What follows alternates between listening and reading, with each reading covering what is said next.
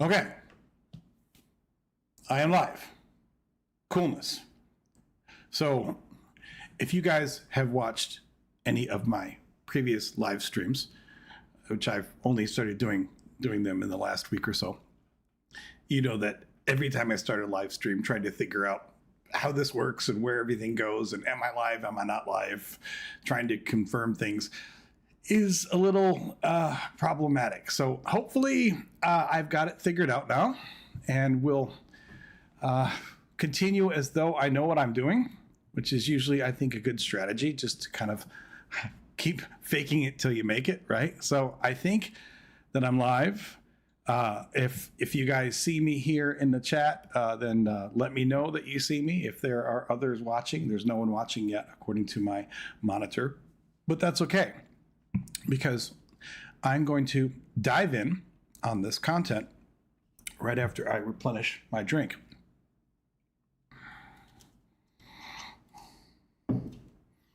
Which I feel free doing because it says that I have no viewers yet, so.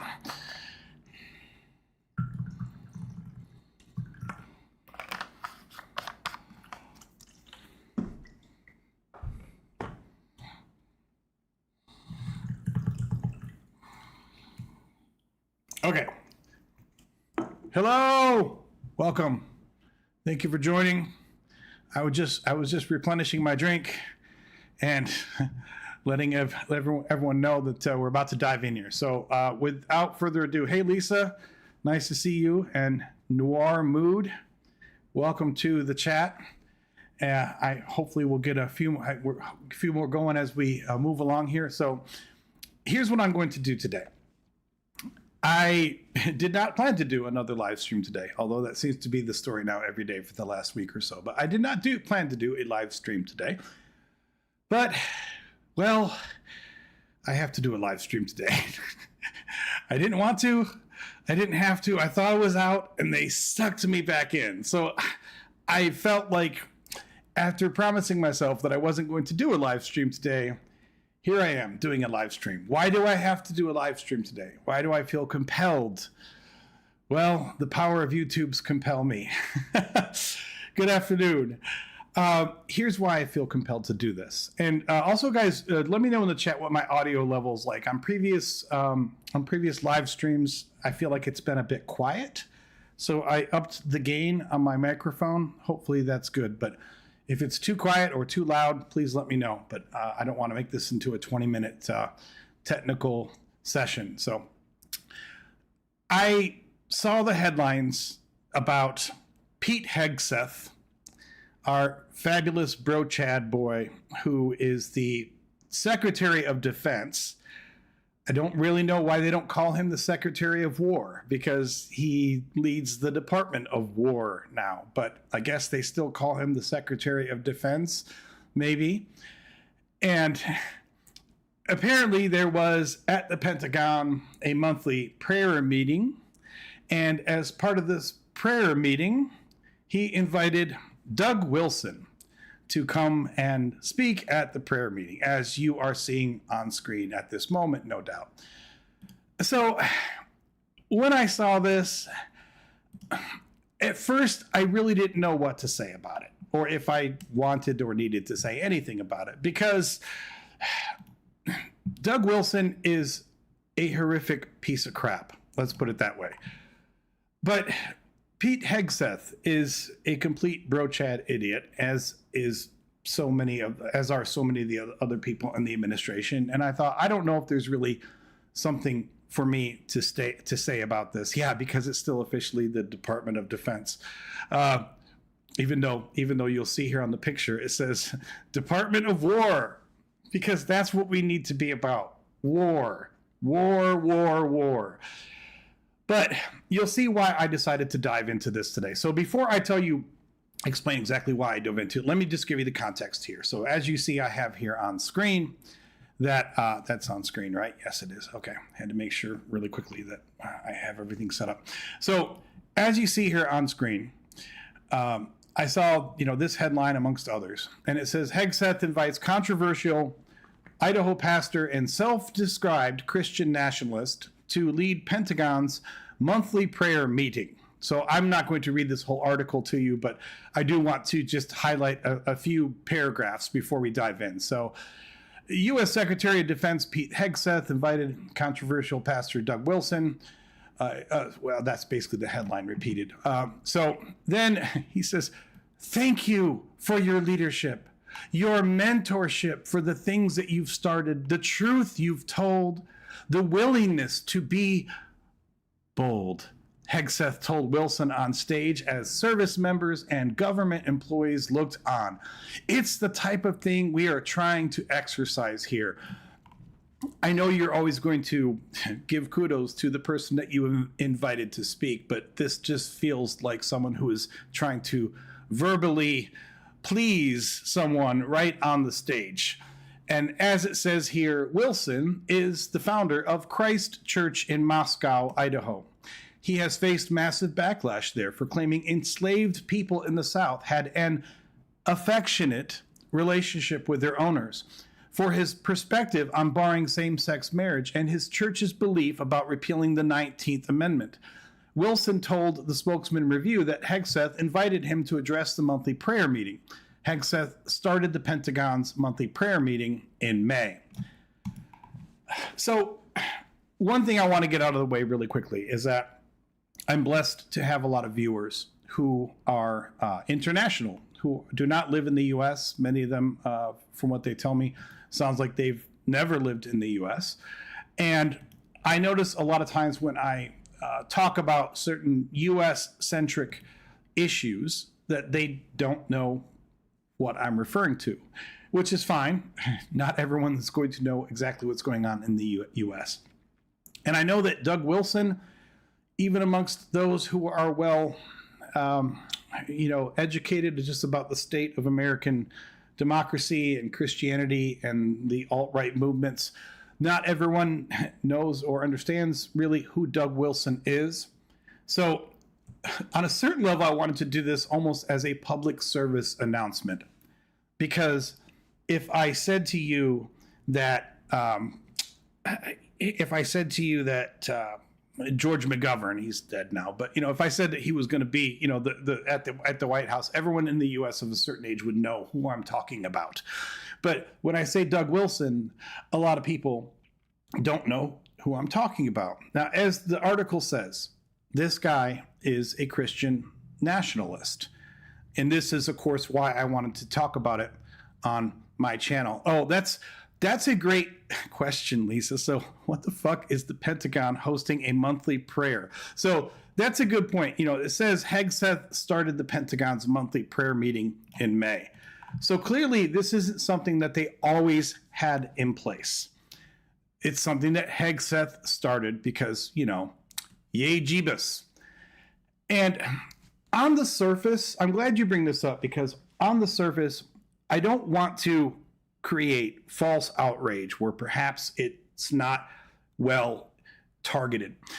See, there's a lot of places in America, even workplaces, even government places, that I would argue probably shouldn't be having monthly prayer meetings, but they do.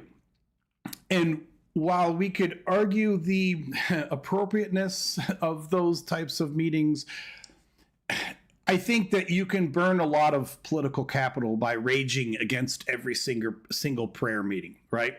I'm not saying it's not problematic. I'm not saying that I'm in favor of it, but I know what the talking points would be if I had a room of Christian apologists behind me and I started saying, what the hell? Why are we having monthly prayer meetings at the Pentagon? They'd say, oh, well, they're voluntary, because presumably this was not something where everyone was told to show up this morning and go to the prayer meeting. And they'll say, oh, it's just voluntary. It's free expression of religion, blah, blah, blah. Now, I can tell you numerous reasons why this is disgusting. Not the least of which is that when the Secretary of Defense invites you to a prayer meeting, even if you hate Christianity, even if you hate their brand of Christianity, even if you don't want to participate in this particular event, there's an obvious implied pressure that comes along with that. which is why we're supposed to have freedom from religion. It's not because you can't practice your religion. It's because when you implement these types of things in a government and or workplace setting, whether you want to admit it or not, you are implying or applying undue pressure.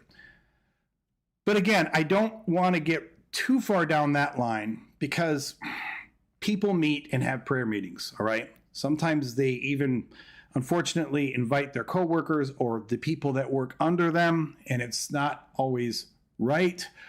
But there's more pressing stuff here. Because to me, while I could, bicker about the fact that there's a prayer meeting, yeah, voluntary for now, absolutely. The more important issue for me with this is just who he invited to say this prayer. See, I've been to like meetings of the Rotary Club, right? Where you have a pancake breakfast and they invite some local pastor to come and say a prayer before breakfast. And of course, I'm not going to stand up and say, I'm an atheist, I don't want to participate in this. It's like, no, I've said in other videos before, I'll even pray. I mean, I'm not thinking that there's a higher power out there, but I'll lower my head, and I'll be quiet for a moment while we have a prayer. That's fine. I'm not going to try to die on that hill, right? But inviting just the local pastor or just some generic religious person to come and give a blessing or, invocation or what have you is entirely different than inviting Doug Wilson and then sitting there and just being his little lapdog and saying, thank you for your leadership, your mentorship, for the things that you've started, the truth that you've told, the willingness to be bold. I mean, I don't have video of this, but I really wonder if Pete Hegseth didn't, get on his knees and just start going to town on him right there, because it sounds like he was about this close to doing that. It's obvious that Pete Hegseth holds Doug Wilson in very high regard. And Pete Hegseth is not just some government dude. We're talking about a cabinet level post who reports directly to the Orange POTUS himself. So at this moment, that's when I said, okay, people really need to know who Doug Wilson is. It's not that nobody knows who he is, of course, but I feel like in many circles, there's still a lot of people out there who would say, whatever, some guy named Doug Wilson came and prayed at the monthly prayer meeting at the Pentagon, which shouldn't actually be there, but whatever. They wouldn't think much of it. So I got on the interwebs this morning, and at first I embarked on what I thought was going to be a fool's errand, and I'll tell you why. The most popular video that I have done to date by a large margin was the video that I did after Charlie Kirk was assassinated. And it wasn't because it's an amazing video. It wasn't because I'm such a great producer. It was, catching the zeitgeist, if you will. It was, of course, a very popular topic on YouTube. So that's why it was so popular for me. But inevitably, when I said something about Charlie Kirk in that video, you get the bro chads in the comments who get in and they say, well, what are you saying that he said? Give us sources. Tell us exactly what he said, which quite frankly, it's fucking exhausting, because Charlie Kirk was all over the place. If you were paying attention, he had a YouTube channel. He had video all the time of his campus stuff, with Turning Point USA. The point is, if you wanted to see the disgusting or hear the disgusting stuff that Charlie Kirk had said or done, you could find it. It's not hard to find, but it's hard enough to find that if I have to go out there and give you a whole bunch of references, you're talking about hours or days of work just to please some bro chad in the comments who, quite frankly, they're not going to care, because even if you gave them a list as long as your arm about all the horrible things that Charlie Kirk said, they're still just going to refute them or say that they don't mean what you think that they meant, or they're going to say that you're lying or what have you. So it's just their way of trying to argue without having to spend any time to say, well, where are your sources? Show me all the things that he said. I tell you that story because Doug Wilson can be the same thing. He spews a lot of hateful crap. And yet, do I want to do a video where I'm trying to explain to my viewers, current or future, all of the ways in which Doug Wilson is a hateful son of a bitch? That would be probably a lot of research. It would require me sifting through videos to find the actual clips and me reading through his books, which I don't want to do. I've heard enough of his stuff already in numerous different platforms to know that he's a pig of a human being. But to try to give you the receipts is, quite frankly, difficult and possibly tiresome. But the internet has come through. So I saw this site today and I said, oh my gosh, I want to, first of all, promote this site because it's awesome. I also want to spend time with my users, with my viewers. Hey, Curious, I see that you say you're not watching, but you're listening. So thank you for joining in. I appreciate it. How can you not be watching? I'm gorgeous. My gosh, you should always be watching me. Like, how could you not be looking at this face? Like, oh my gosh. But I found this site and I said, okay, this is really cool because, quite frankly, it does a lot of the work for me, but it also helps to illustrate why I'm not just bitching about a prayer meeting happening in Washington. I'm not just bitching about the fact that the Pentagon is holding prayer meetings, although, as Lisa said, that's problematic as hell. But specifically, we're going to spend some time, and I don't think anyone's going to stay with me through this whole thing because I'm going to go through a lot of stuff, okay? I have drink ready. I encourage you to have drink ready as well. And I am going to go through a metric butt ton. Yes, that's a metric term, butt ton.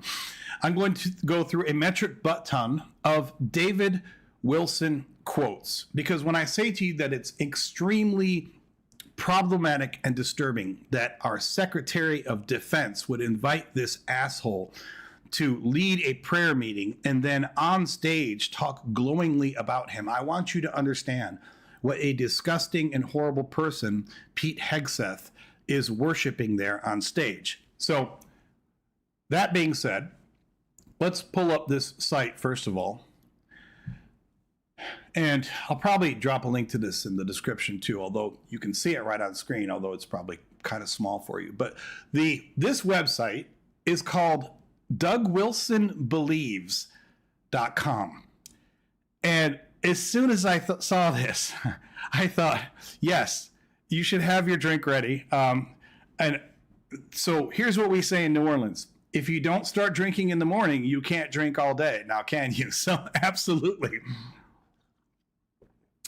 That's a good key, Lisa, to not play this stuff when your caregiver's there. I don't blame you. Well, you can always catch the replay if you have to drop off. I understand that. I will forgive you. But this site, DougWilsonBelieves.com, is beautiful because you'll see as we go through these that Doug Wilson, for all of the hatred that I have for him, and I do think that he's a disgusting human being, one thing I will tell you is that he's not hiding who he is. There are so many other apologists and alt-right people and quasi-Christian nationalists that, they will talk about a lot of dog whistles and they'll hint around things and they'll use certain terminology that if you know what they're talking about, you know what they're alluding to. But for those who want to give them a pass, they can make excuses and they can say, no, he didn't really say that. He didn't really mean it in a racist way, or he didn't really mean it in a homophobic way. No. That's not Doug Wilson. Doug Wilson, the one thing I can give him credit for is that he will absolutely tell you exactly who he is. Maya Angelou, the beautiful poet and artist, said to us, when someone tells you who they are, believe them the first time. So in this live stream today, you're going to get a chance to believe Doug Wilson as to who he is the first time and the second time and the third time, because we're going to go through a lot of stuff and, we'll see how long everyone hangs out with me. But this is really cool. So That being said, I'm going to have commentary on these things, and it's going to be a trudge in a way. So we're going to start diving in on these quotes, so you'll see why I think that it's disgusting that this man would ever be invited to Washington or anywhere else and given any type of reputation. So let's pull up the first one here. The first category of these that I'm going through were, they have these categorized nicely for us, but they also put this under the category, the secondary category of the craziest. So we're going to start off with the craziest ones, all right? Doug Wilson believes that the black family was at its strongest under slavery. The quote, "The husband was the head of the house, and there was a strong familial," he's talking about slavery, of course, "and there was a strong familial bond between family members. This kind of bond is not the product of widespread promiscuity. One could argue that the black family has never been stronger than it was under slavery. It was certainly stronger under the Southern slave system than it is today under our modern destructive welfare state." Now, I'm not going to read all of these sources, but they'll be on screen here. And also, of course, you can go back to the site at any time. So that's part of what I love about this site. They give the quote and they give the source. They tell you where this is coming from. So, yeah, that's the first. So, amongst many of the things that Doug Wilson unapologetically supports is this idea that slavery was at least not nearly as bad as we claim that it was, and in many respects it was good. Or even more specifically, he claims that it was good for black folk, because, you know, that's when the black family was the strongest that it's ever been, was under slavery. Now, I know that he's probably referring by default to the black families in America, because if you really wanted to take this quote out of context, you could say, wait a minute, you think that even before we grabbed them by force from Africa, that the black family was never as strong as they were in slavery? But I don't think he's going there. But it's still a disgusting and revolting quote. And this is who Pete Hegseth is verbally sucking off on stage at the Pentagon. So let's, some of these I'll talk more than others, and I don't want to spend too much time on them because there's a lot of these quotes, people. So let's kind of move on and see what the next one is here.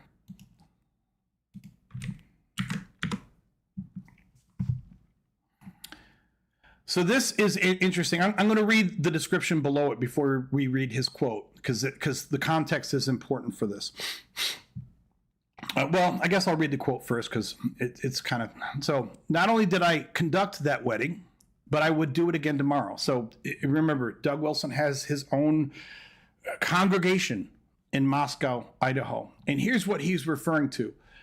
Doug's the reference to that wedding is the marriage ceremony Doug conducted between convicted, fixated pedophile Stephen Sittler and a then student at New St. Andrews College.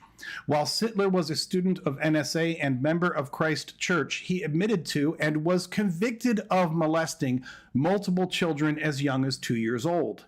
He was sentenced to life in prison in 2006, but released on probation after serving less than a year of his sentence. Now, this obviously doesn't speak about Doug Wilson, but that sentence, he was sentenced to life in prison in 2006, but released on probation after serving less than a year of his sentence.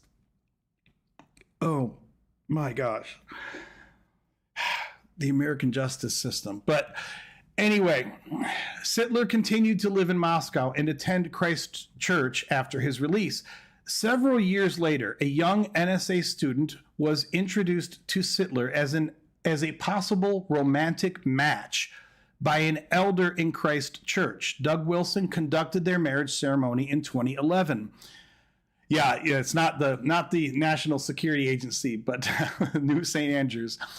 The couple had a child, and in 2015, Sittler admitted in a polygraph test to being sexually stimulated by contact with his infant son. I'm sorry, I know that this is really graphic, and it's going to mean that YouTube probably buries this, but I don't want to sugarcoat this. And has been alternately separated from and only allowed contact with his children under the supervision of a state-approved chaperone. Despite this, Doug has consistently maintained that he had no authority to refrain from presiding over the wedding of a convicted serial pedophile and a student attending the college he founded, and would do it again tomorrow, knowing that wedding would result in children being born to and raised by a father who is a convicted, fixated pedophile.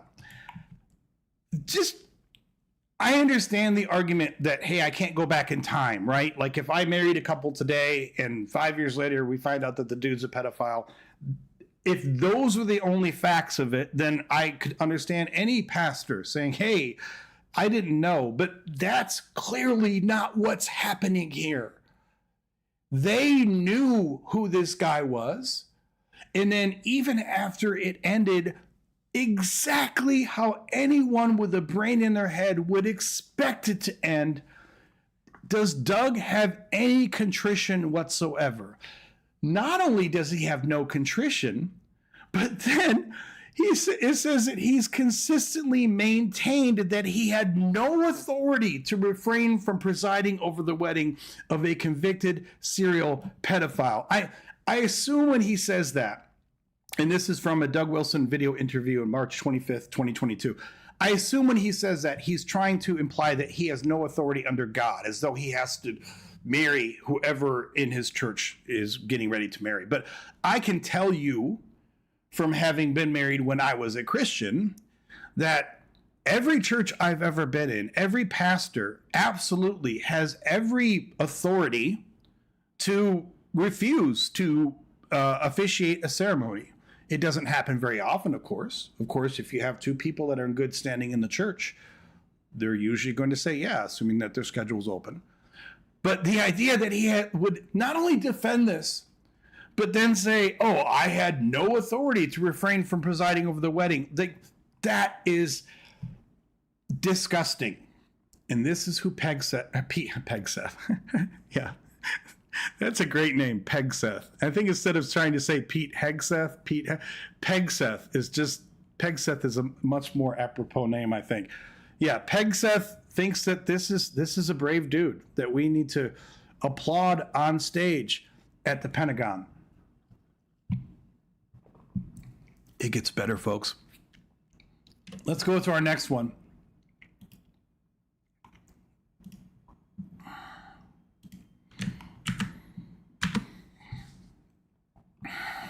So, this was apparently from Doug replying to someone who's asking him for advice. That's why it starts with this italicized quote, and then this is his response to it. So, let's get through this quickly. The original question was, a few years, this is coming from someone else, not Doug, of course. A few years after marrying my wife, I was diagnosed with AIDS. I must have contracted it during my pre-conversion promiscuous years. Does this mean I must abstain from sex with my wife for my lifetime? Doesn't my wife have an obligation to satisfy me sexually since her body is not her own? And if that sounds like a crazy, disgusting question, this is a logical question to ask a man like Doug Wilson, okay? So Doug's response. First, the principle. What we have here are conflicting obligations. She does have an obligation to satisfy you sexually. Of course she does, Doug. But you have a greater obligation to protect her and nourish her. If you cannot have relations with her without endangering her, then you should not have relations. I am afraid I have no sympathy for a man who believes his sexual needs are comparable to his duty to protect his wife. This principle applies to all manner of sexually transmitted diseases. So, although he leads with this, she does have an obligation to satisfy you sexually. This first paragraph is like, okay, we're okay so far. And then he says, Having said this, a few things should be said about AIDS. If by AIDS you mean that the HIV virus is present in your body, then I would refer you to the book Inventing the AIDS Virus by Peter Duesberg. It is quite possible that your situation does not warrant abstention from sex at all, but only because the HIV virus is harmless. Doug Wilson actively, still to this day, promotes this idea that the AIDS virus, well, the AIDS, which develops from the HIV virus, is either non-existent or a reclassification of other symptoms from other problems. I mean, he has done everything but acknowledge that AIDS even exists. And the last thing I'll say before we move on from this is that, little side note about me, my sister is a sexual health professional, and she even runs a website that helps others with the trauma of sexually transmitted diseases, helps them to lead a healthy life, including a healthy sex life. And the idea that you couldn't have protected sex with your wife while you have the AIDS virus is completely erroneous. But of course, Doug wouldn't know that because he's a Neanderthal of a man. Now, I'm not saying that there aren't additional risks and things you need to be concerned with, but it is beyond Promethean, although granted, this says this came from 1999 and, there's been a big change in treatments but it's beyond Promethean to think that, your answer is, yeah, you need to worry about her, but oh, by the way, I don't think you have AIDS at all. Yeah. Okay. Let's continue, shall we? Moving onward. This is as disgusting as all these things are. This, what I'm going to show you now, is probably the clearest reason why a man like this should never be invited or in any way endorsed by anyone in Washington in anything even approaching an official capacity.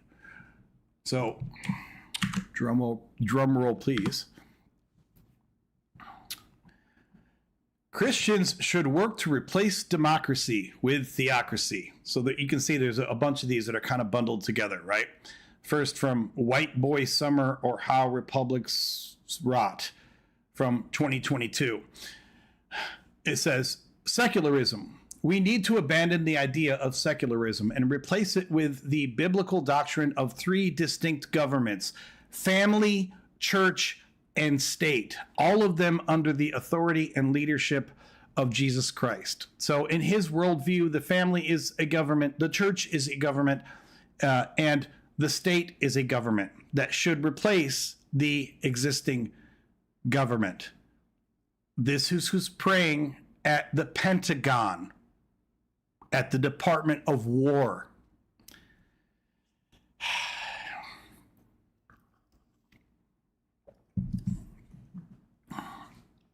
I want to jump in. I see this comment here, and I could ignore comments and just kind of plow through, but I want to acknowledge some of these. I think these are good. Annoying Newsletters. Good to see you. I know I've seen you before. Annoying Newsletter says, although he's actually partially correct that the current circumstances of black families in the U.S. is due to the way that the welfare system penalizes two-parent homes, all but requiring circumventing the system by not cohabiting, at least officially. I want to acknowledge that comment, Annoying, because I don't mean, I'm just going by your username. I'm not trying to berate you, but I want to be very careful here, because I do understand that we can have a cogent discussion about the state of black families in America, the state of public assistance, the state of racial prejudice, etc. And there are certainly many things that we have done in this country and are still doing that have a deleterious effect on families of color. But I hope you can understand that when someone then says that this black family was probably never as strong as it was under slavery, I'm sorry, but that just negates any positive any positive capital that you may have built up in the previous part of that he may have built up in the previous part of his comment. It's one thing to try to have an intelligent, educated discussion about the state of our inner cities or the state of the racial relations, etc. But once you start saying that the black family was never stronger than it was in America under slavery, you have jumped the shark and you've lost every last shred of credibility. I'm not saying that's you personally, Annoying Newsletters, but the bigger issue, however, is the ongoing over-policing of black communities since at least the Johnson and Nixon administrations. Absolutely. And I won't go off on a big tangent on this. I will just throw in one little anecdote really quick before we get back to the effery of Doug Wilson. Growing up, I had a lot of black friends. I went to a majority black high school, and I would hear from time to time some of my more conspiratorial friends say things like, the drug laws are here to keep black people down. And I'd always think, oh, come on, man. I mean, I don't support the drug laws, but, it's not just there to keep you down. I mean, there's even black people who support the drug laws. They don't want the drugs in their community. But then when I was much older, I read the transcripts from the Nixon White House, where they were literally proposing the war on drugs as a way to disenfranchise huge portions of multiple generations of young black men, meaning young black voters. Now, I'm not saying that that's the only reason that the drug laws were in place, but it was explicitly outlined in the Nixon administration, not in their public documents, but in their private discussions, which were later released on tape, that the, what was his name? Kissinger. I think it was Kissinger, who actually had said to Nixon that this is how we deal with the growing problem of rebellious black people voting Democrat, that we press this war on drugs, and that the war on drugs will have the side effect of disenfranchising young black people, mostly young black men, but young black women too. Because in most states in America, once you get incarcerated for a felony, even if you're only in for a year or two, a lot of times you don't get your voting rights back. But anyway, point well taken, Annoying Newsletters. More from Doug Wilson. Can someone committed to the long-term mission of the Christian church, which is in fact to disciple all the nations of men, with the end result of that process being the obedience of all those nations, be genuinely committed to a robust doctrine of free speech? In other words, he's saying we cannot be committed to free speech because we have to be discipling all the nations, with the end result of that process being the obedience of all of those same nations. This is a theme that comes with him over and over again. To some extent, you can argue it's probably extant throughout all threads of Christian nationalism, but Doug Wilson speaks this over and over. He's not interested in just proselytizing to you. He's not interested in telling you the good news, in preaching the gospel. He's interested in doing whatever he can to ensure that you are obedient to it, which does not come from the Bible at all. The Bible is very explicit. You're supposed to spread the good news. There's the Great Commission, and which he's going to talk about here in the next quote. Our mission remains the same, which is to bring every thought captive. That phrase, which is to bring every thought captive. The mission assigned to the church in the Great Commission is the eradication of idolatry in the entire world. That is not the mission assigned to the church in the Great Commission. That is a lie, but he doesn't care. What I am arguing for is not a secular libertarian ideal where any man can blaspheme if he wants to. Rather, in its long war against blaspheming idols, the Christian church started by attacking the biggest blasphemers, the central blasphemers, the blasphemers with the power of coercion. Notice the use of the word attacking. I mean, I don't know exactly what he's referring to when he says that the Christian church started by attacking. I'm assuming he's talking about the Inquisitions and, when they used to take anyone who's a blasphemer and, well, even back in pre-Jesus days, stone them. And then, in medieval days, they would, if they didn't kill you, they would torture you. If they didn't torture you, they would at least excommunicate you and expel you from the country. So he doesn't want to give you even the ability to blaspheme his God. That should be a punishment, probably in his mind, punishable up to death. So what I am arguing for here is a Christocentric theonomy. Theonomy as though the Christ had come. It is not a question of whether the law of God is just, but rather a matter of how that standard of justice is to be implemented throughout the world. It will eventually show up in the law, but it will not be implemented through the law. So I wanted to, I pulled this up really quick because at the risk of talking down to anyone, I want to make sure we all know what he's talking about when he says theonomy. I hear the term theocracy. What's up, Dave? I see the term theocracy a lot. And theocracy scary as hell. In my humble opinion, theonomy is 10 times scarier than theocracy. And clearly, theonomy and theocracy would be interchanged if you were to put those systems in place. But theocracy just basically means take the religious people and make them the leaders. Like the Pope is the king of your country if you're in Italy. And of course, he wouldn't want the Pope to be the king of your country. But, the religious people would be the leaders. That's theocracy. That's scary enough. But what is far scarier is theonomy. And again, forgive me if I'm talking down to anyone, but I want to make sure we have the right definition. Theonomy, derived from the Greek for God's law, is a theological and political view asserting that biblical law, particularly the Old Testament's judicial laws, remains binding and should govern modern civil society. It proposes that God's law is the supreme standard for civil governments, not just personal ethics.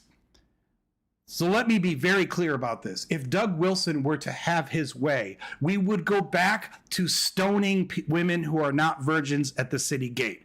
We would go back to stoning people who pick up sticks on a Sunday. That is absolutely what he is proposing, or he is a proponent for. It's not just, I want the religious people in charge, which would be scary as hell on its own. No, he wants ancient regressive shit. And this is who Pete Hegseth is verbally blowing at the prayer meeting that Pete Hegseth set up at the fucking Pentagon. The Department of War, the people that have the guns and the missiles and the troops, are sitting here praying with a man who wants to implement this completely regressive shit going back to Old Testament law. Yay, MAGA. So more quotes here. This is why, no, I'm not kidding. This is why my ideal Christian republic, set sometime in the future, would not have a law requiring a parapet around the roofs of houses, but would nevertheless hold a homeowner liable for damage. This is kind of a boring one. I'm going to skip that one just because I know what he's talking about. But that's not even nearly as revolutionary.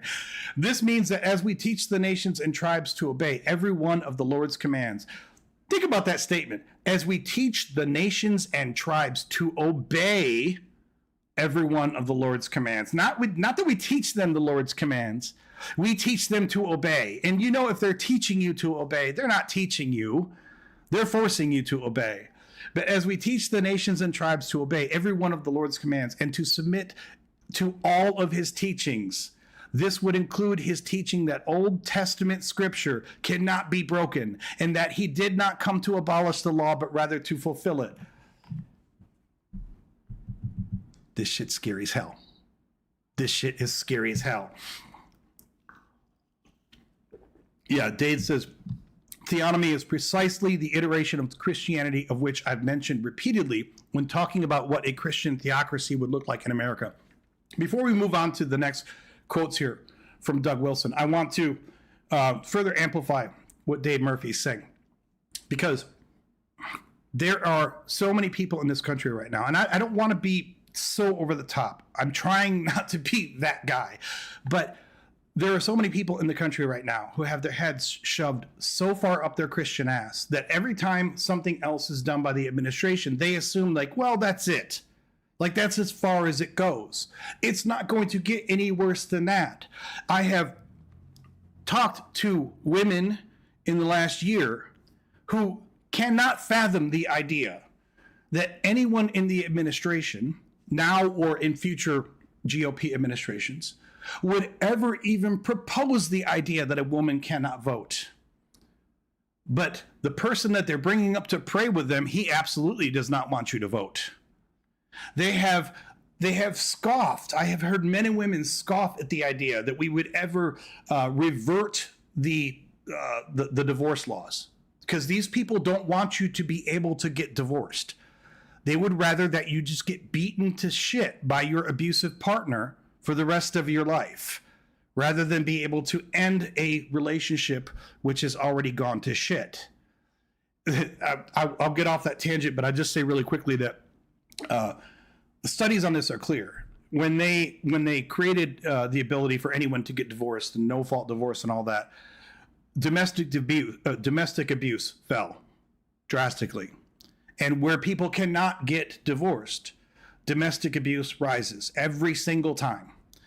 And you can say, well, a woman could still run or something, but, it's a lot more difficult when you can't legally break that bond. Things get much scarier and nastier. But let's move on to more lovely quotes, shall we?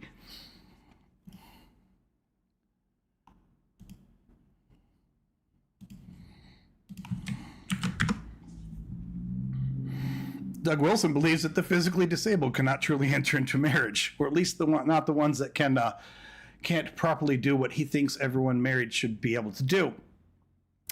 So he says, in my experience talking about this is something that a good many tender-hearted Christians struggle with. They think it is endearing and sweet when a quadriplegic marries his high school sweetheart, regardless of the accident rendered him incapable of consummating the marriage. To be clear, I have no objection to such arrangements. I just don't want to call it a marriage. So essentially, if you can't do the nasty and squeeze out puppies, to him it's not a marriage, because to him that is the only reason for marriage, to squeeze out the next generation. Who's all right? We got drinks, because there's more quotes, people. We aren't even a third. We aren't even a quarter way through. Like I said, we'll see how many people we can keep around. They're going to be like, damn, Adam won't shut up.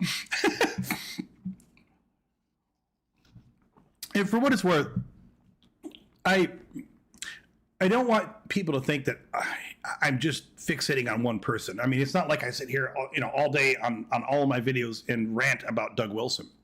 I just felt like this rant was apropos and needed after I saw this shit right here.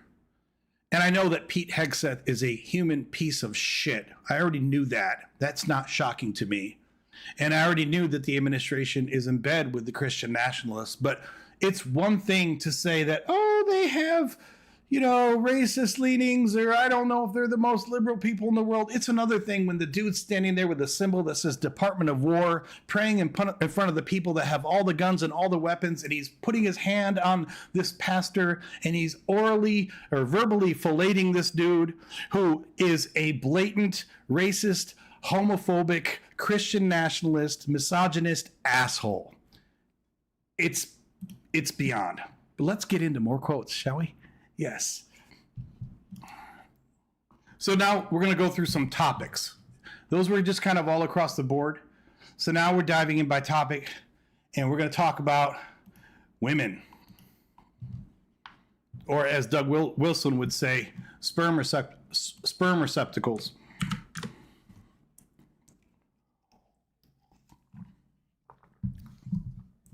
Now, he would be a fool who said there was no such thing as a toxic, overdone masculinity. Well, that's nice of you, Doug. There certainly is. I myself have seen some remarkable specimens of it. but feminism has created it. Accommodations with feminism nurture it. I want you to think about this for a second, because yes, Dave, weed will definitely do. I want you to think about this, because feminism, I mean, you could argue that there have been feminist-minded women throughout history, right? But feminism really came about, I would imagine, would probably define it as starting like with the suffrage movement. So we're talking about, depending upon what country you're in, 120 some years ago. Other people would tie it more to like the 60s, you know, Woodstock and all that. But let's just assume that it's been around for 200 years, even if we're being very generous. So he thinks that before 200 years ago, there weren't any toxic masculine assholes out there. There weren't any guys beating their wives. There weren't any guys just doing toxic masculine shit. Yes, it's all your fault, you damn vagina carrying people. How dare you actually be feminist? Okay.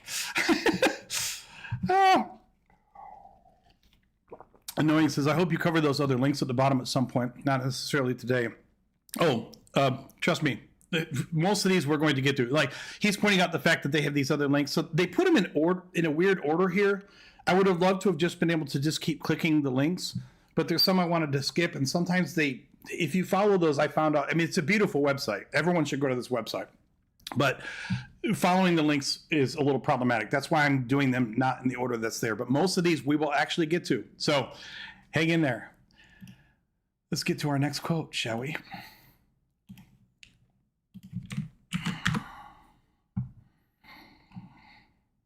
Women have a deep creational need to be loved and led so that they might submit and follow.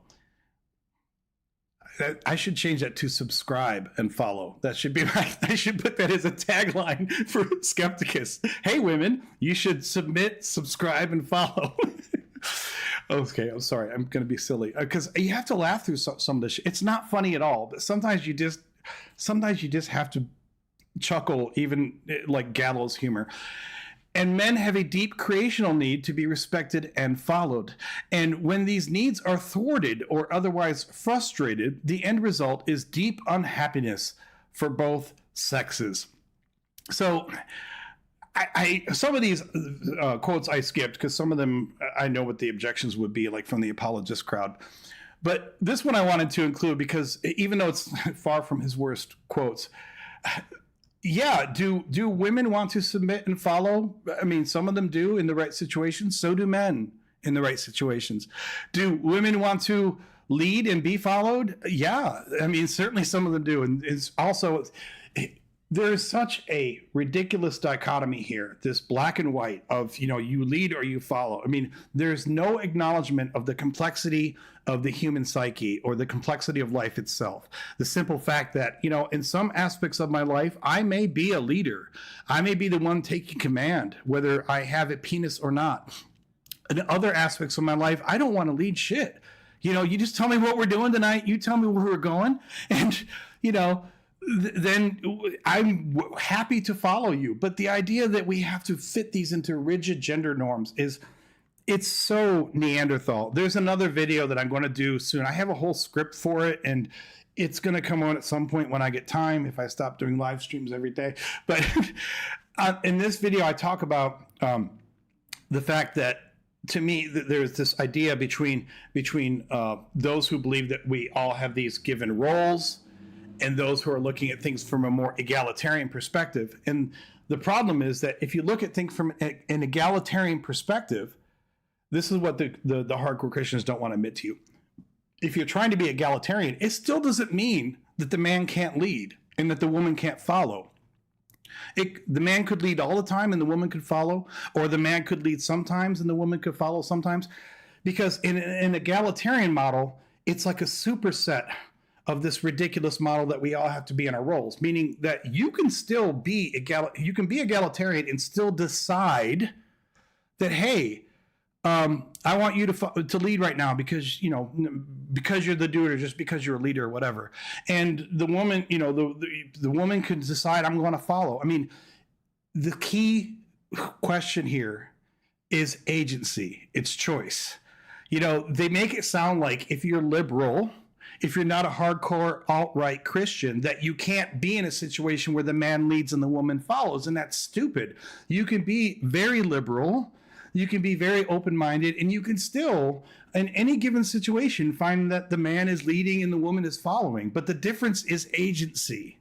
And that's what people like Doug Wilson are scared to hell about. They don't want anyone to have agency. Moving on.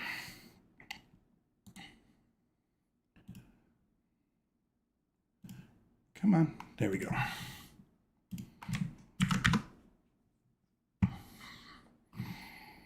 The fact that husbands cannot mandate or manufacture this does not make it any less mandatory. Wives are to be submissive to their own husbands in everything. The marriage service rightly includes a vow for the bride to obey her husband. As disgusting as it is, I'm just going to move past it just because, guess what? He has old school, nasty, traditional Christian ideas. Shocking. Next quote.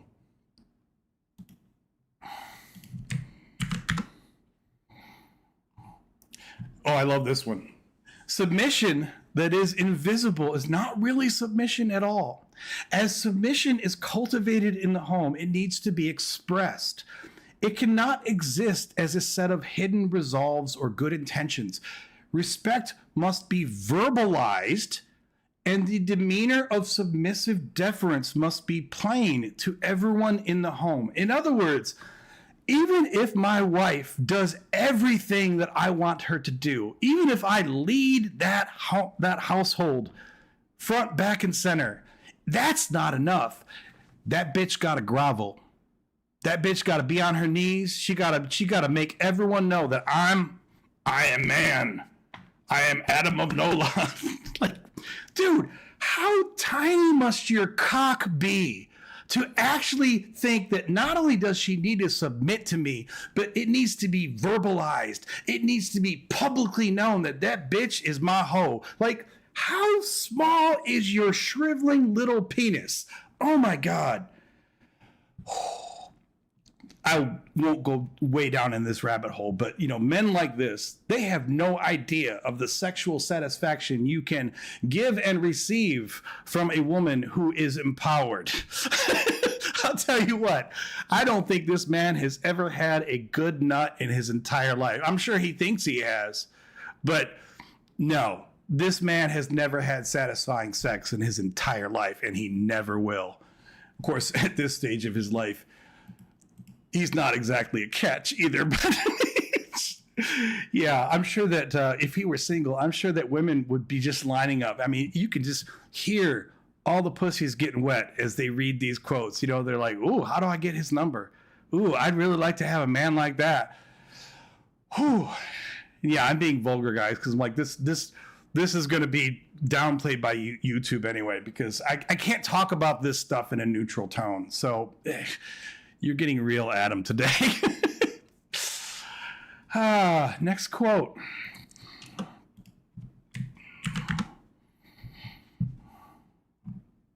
Oh, another gem. The fact that civil leadership by a woman is not part of the general creation order, which it is not, and rule by women generally is treated by Scripture as a curse, which it is, does not mean that any given instance of a woman ruling has to mean that the woman is disobedient and or that the men around her are wusses. I love the fact that he uses wusses. Like, dude, I think the last time I said wuss, I was in like 7th grade, okay? But I guess we're talking about wusses. The Bible never says that. In other words, outside the church, a woman in a position of authority over men ought to be treated as an anomaly, not as a sin or a disgrace. I love this because I'm sure he feels when he's making this quote, that he's being magnanimous.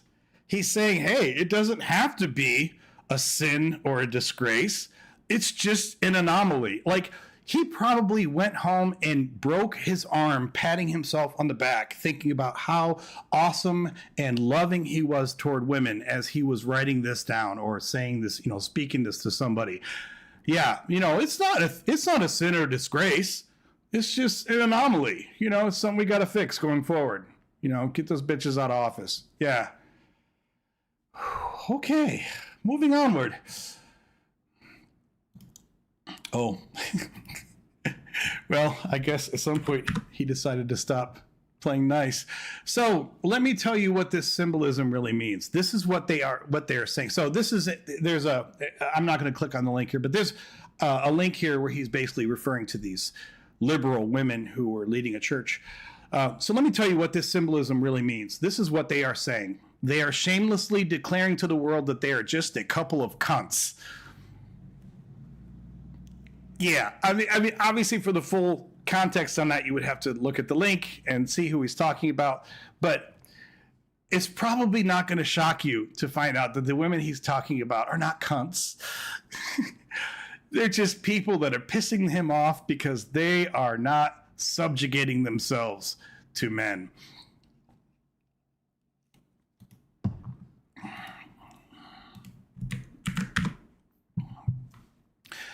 Women inescapably need godly masculine protection. Of course they do. Against ungodly masculine harassment. I'm going to stop here really quick and just say, who is that man going to protect you from? Who is Captain Roly-Poly ever going to protect you from in any way? My disabled son could beat that dude's ass easily. So how is he going to protect anyone? Please tell me. I'd like to know. But continuing. Women who refuse protection from their fathers and husbands must seek it from the police because, they can't protect themselves. So if they don't get it from their fathers and their husbands, then they must seek it from police. But women who genuinely insist on, quote, no masculine protection, unquote, are really women who tacitly agree on the propriety of rape. Yeah, men are designed by God to initiate and lead, and women are designed to respond. First, not that he would give a shit. I want to point out here that I'm sure that they exist. I've never met a woman who has said, or I don't think I've even met a woman who believes in this idea of, quote, no masculine protection, unquote. Now, what I mean by that is I'm not saying that I've never met women who don't want me to protect them or don't generally need men to protect them. But when you say no masculine protection, it sounds like you're saying that even in your most vulnerable spot, when you're actually fearing something around you, that you don't want a man to help you. And, maybe I'm reading too much into it, but I don't think that even the most severe feminist, if she really felt that she was threatened and she thought that I could help her to, alleviate that threat in the moment. I mean, very few people, I'm not even going to say women, very few people are going to refuse help if they truly feel threatened. So I don't think most people, even the most devout feminist, are ever saying, I'm sure that there's some woman out there who said, look, I don't ever want I don't care what the situation is. I don't ever want a man to help me at all. But even when people say that, usually they're saying it from a position of, hurt because they've had really bad things happen to them. Men have abused them. Men have done horrible things, and they're feeling like, I don't need this shit anymore. But when you are in a relationship with someone, I don't even mean romantic. If I'm walking down the street with my female friend and someone comes and threatens us, which doesn't happen much, but, if that were to happen, she's not going to say, no, get away from me. I want to deal with this myself. No, that's stupid. That's just so stupid. This gets worse. It just keeps getting worse. It's like this descent into hell, It's like the downward. I feel like I should be, it would get demonetized or whatever, but I should be playing the downward spiral in the background, on constant loop, because that's what this feels like. It's this complete, continual downward spiral. Say a woman for some egalitarian and very foolish reason, declines to have her dinner date walk her back to her car in some urban center after dark. Let us say that she is raped and murdered. According to what RHE says, I'm not sure what RHE is, I'd have to look at the link below, but according to what RHE says, my response is going to be some variant of served her right. My response, this is Doug talking, of course, my response is going to be some variant of served her right. This is a man of God. Now, you would have to be a fool not to see the connection between her refusal of an escort and what happened to her, but you would also have to be pretty vile to say that walking to your car deserves the penalty of rape and murder. You would also have to be pretty high up among Obama's advisors to falsely accuse someone of being that vile. One consequence of rejecting the protection of good men is that you are opening yourself up to the predations of bad men.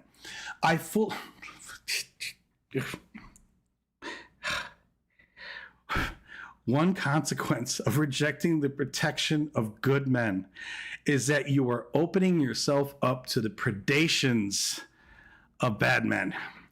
I fully acknowledge that this is not what such women think they are doing. They think they are rejecting the patriarchy or some other icky thing.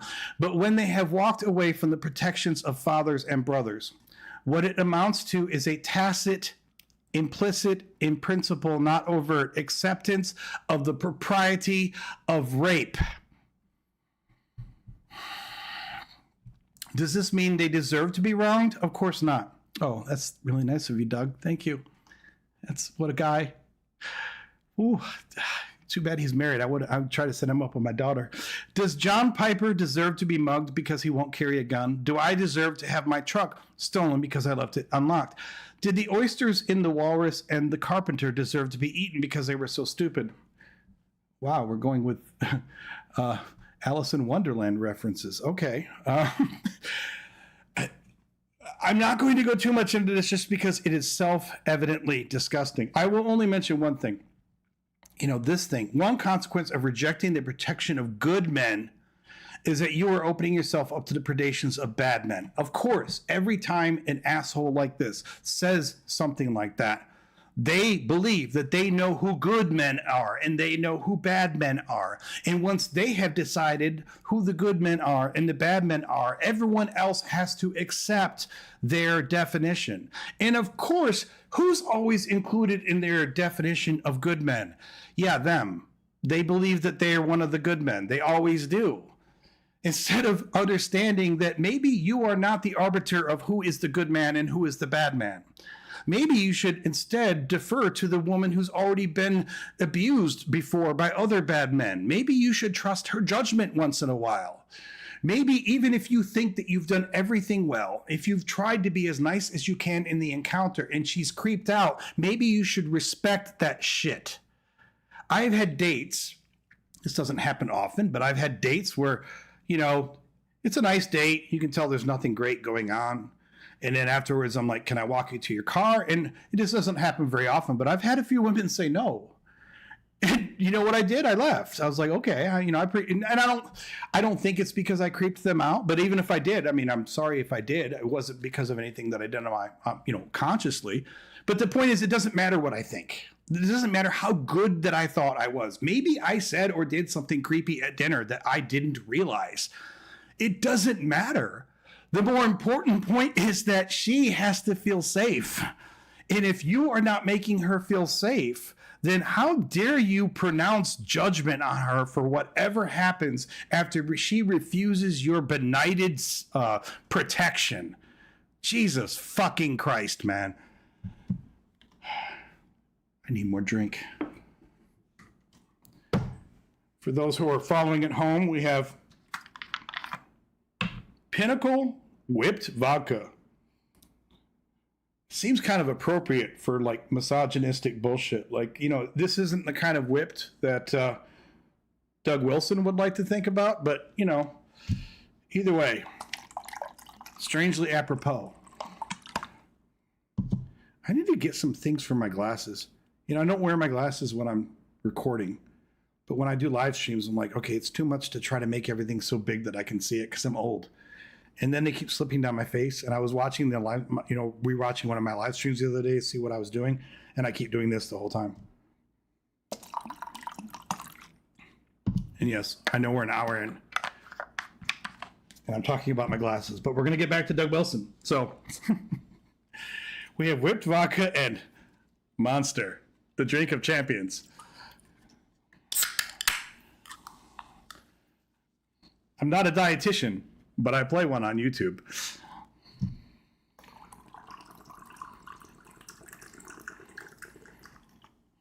And yes, at some point I will have to tell you guys I'm leaving for 2 minutes and go hit the restroom, but not right away. It's gonna be the weirdest live stream. Where's the guy? It's just an empty chair.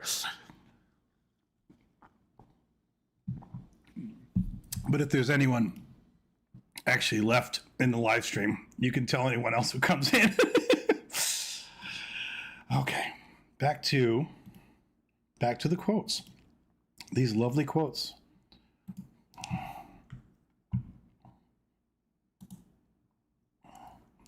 Sorry.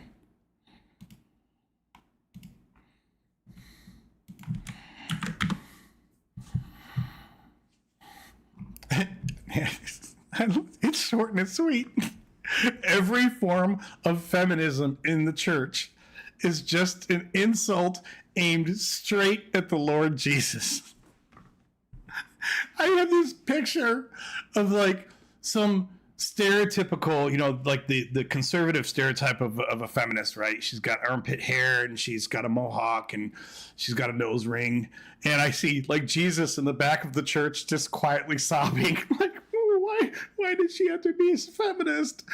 You are insulting your Lord Jesus. Oh, I often joke with people. Sometimes if they're saying something and I want to tease them about fibbing or something, I'll say lies make baby Jesus cry. But I think I have to add a new repertoire to this, or a new line to the repertoire, and say, feminism makes Lord Jesus cry. Yeah, Mary Magdalene, anyone? Oh my gosh. You can't make this shit up, people. I mean, you really can't. And if I could, I wouldn't want to.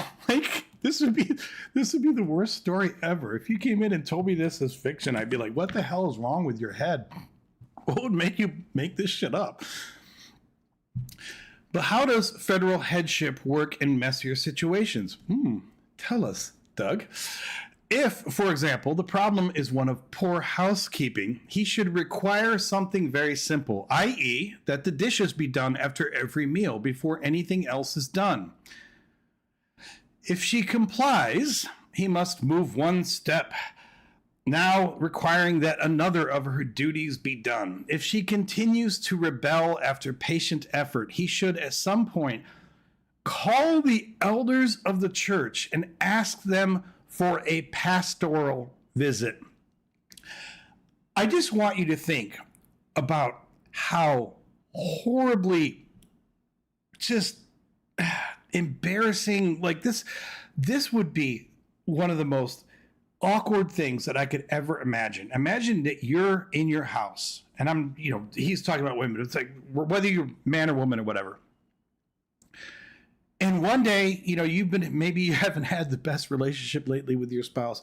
And one day there's a knock on the door and you're like, who's here? And your spouse says, oh, I invited over the church elders to talk to you about your intransigence. Oh my God, that has to be just, first of all, for me, that would be the last time you ever saw me. I would have my bags packed that fucking night. But granted, I realize he's talking about, relationships where probably that woman feels like she dare not leave. But oh my God, that has to be so horrifying to think about anyone actually following through on this type of ridiculously embarrassing treatment. It is so infantilizing.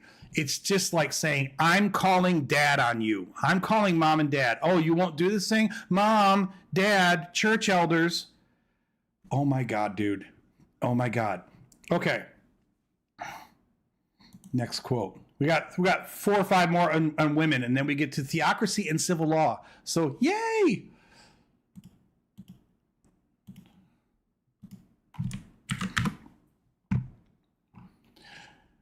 Because one of the male strengths is simple-mindedness. Because one, do you really want to hang your hat on that? Oh my God. I mean, I know where he's going. I've heard church people say this before, but I mean, he's starting with this because one of the male strengths is simple-mindedness. Calling someone simple-minded is not a compliment, dude. Like, I don't know if we can conflate that with strength, but okay, let's continue. It's a long quote.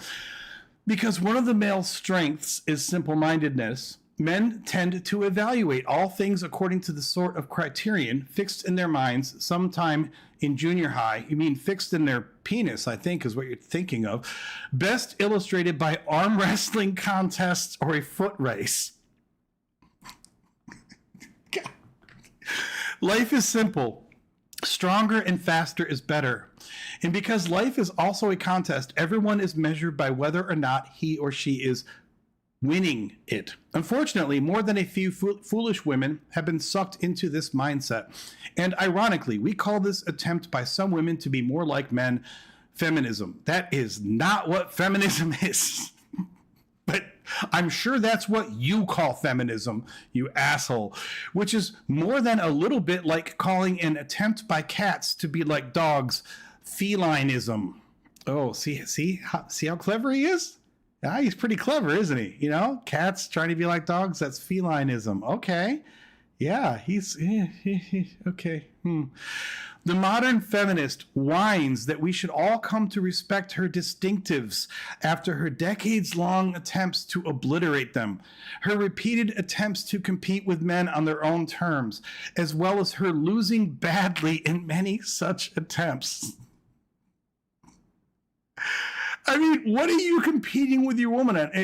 I guess if you're competing with her in arm wrestling, then yeah, you're probably beating her on a regular basis, although there's some strong women out there. But okay, one response could be that we will respect her distinctives when she does. We will bow when she learns to curtsy.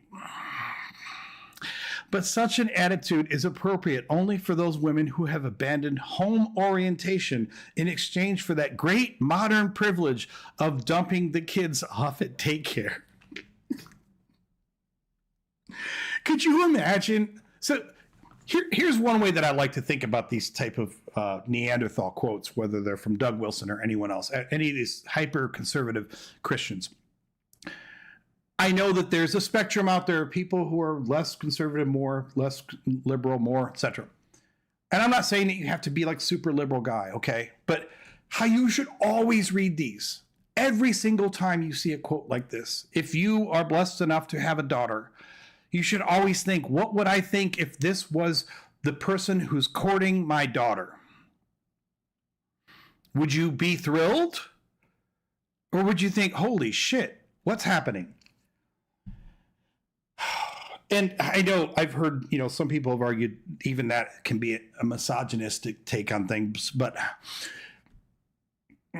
okay, let's move on.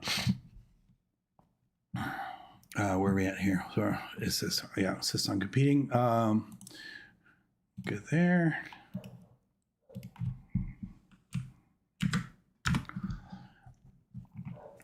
God created men and women with different orientations, and he is the only one with the authority to make the assignments. The woman's assigned orientation is toward the home.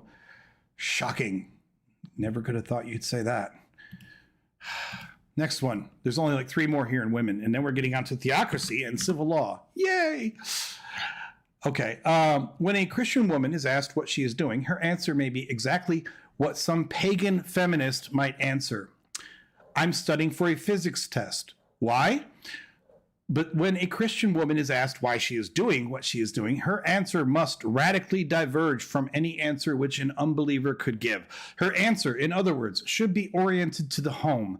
I am studying physics in order to glorify God through being a godly and effective wife and mother. Okay. In other words, she must relate her activity to the scripturally assigned purposes for that activity. If, for example, she is a younger married woman, she is responsible to integrate what she does with what Paul assigns as the general duties of younger married women. Yes, he's not saying you can't do other things. You can study physics.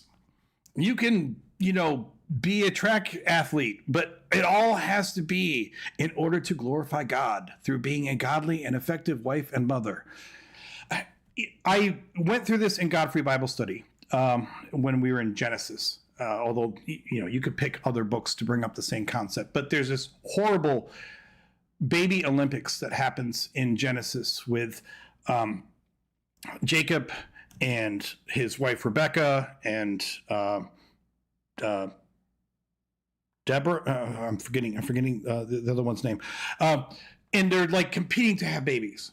And one of the things that disgusted me most about this extended passage was just how it really hammered home this idea that if you are a woman, your purpose in life is to squeeze out puppies. That's all that matters. And you're to be judged. It doesn't say that explicitly in the text, of course, but it's pretty damn clear. It is pretty explicit. And to be clear, I'm cool with having kids. If you want to have a whole tribe of kids, if you want to have 15 kids, if you want to be the Duggars, well, don't be the Duggars. But if you want to have a big family, then have a big family. I'm all for that. But I have actually been with a couple women in my lifetime in long-term relationships who, for various reasons, could not or did not want to have children. And I actually witnessed firsthand how they had positivity. Thanks for being here. I had witnessed firsthand how these women get treated or seen or talked to in public, meaning like other women will ask them if they've had kids, and when they say no, like these other women will say, "Oh, it's okay, it'll happen," and then the women that I was with would be like, "No, I don't need that to happen," and people would act. Leah, thank you. Yes, Rebecca and Leah. I don't know. I had Dinah in my mind, but I know that Dinah's the wrong one. But thank you. So the Olympics going on between Rebecca and Leah, the maternity Olympics, and I, on multiple occasions, because I've been with several women that either couldn't or didn't want to have children, even though I do have kids from far in the past, I always thought it was beyond disgusting. It was beyond disgusting to see the way that other people talked to them and looked at them. And I'm not just talking about assholes like Doug Wilson. I'm talking about other women, especially older women. They would talk to my partner and they would talk down to her like, well, eventually it'll happen. And, you'll be so excited when you have kids. Even when my partner would say, I don't want to have kids, they would often get this response back like, oh, that's okay. Like a lot of people feel like that at some point, like talking down to them like, oh, that'll change. Don't worry. And it's really insulting. And it's not just the fault of Christianity, to be fair, because society as a whole needs to have kids if we're going to continue as a species at some point. And in ancient times, we really needed to have kids because so many were dying. But it's so sad to see the modern mindset still maintaining this idea that your worth is as an incubator for children. If you have children, if you're a mother, and that's great, I'm all for that. But that if you haven't had children and don't want them, that's cool. If you haven't had children and can't have them, that's cool. If you had children, even if you had a whole brood of children, your worth is not entirely tied up in the fact that you're a mother. Of course, you're going to probably feel proud about your children. You're probably, hopefully, going to enjoy the act of mothering, hopefully. But that is not everyone's worth. And this is so disgusting and insulting to women, but to people. It's just insulting to people, really. All right, a few more of these. Where are we at? Wife and mother.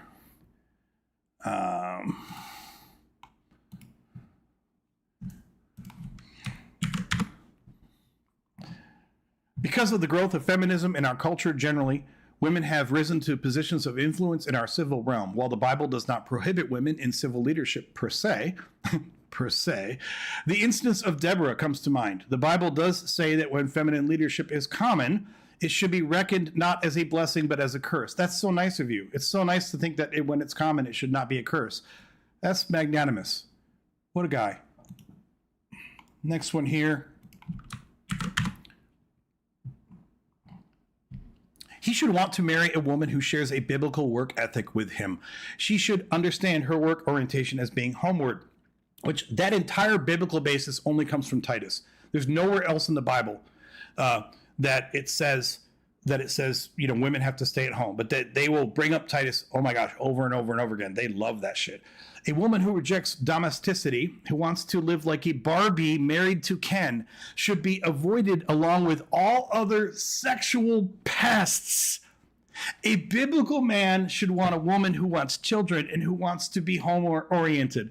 So if you reject domesticity, that means that you want to live like a Barbie married to a Ken, and you are a sexual pest.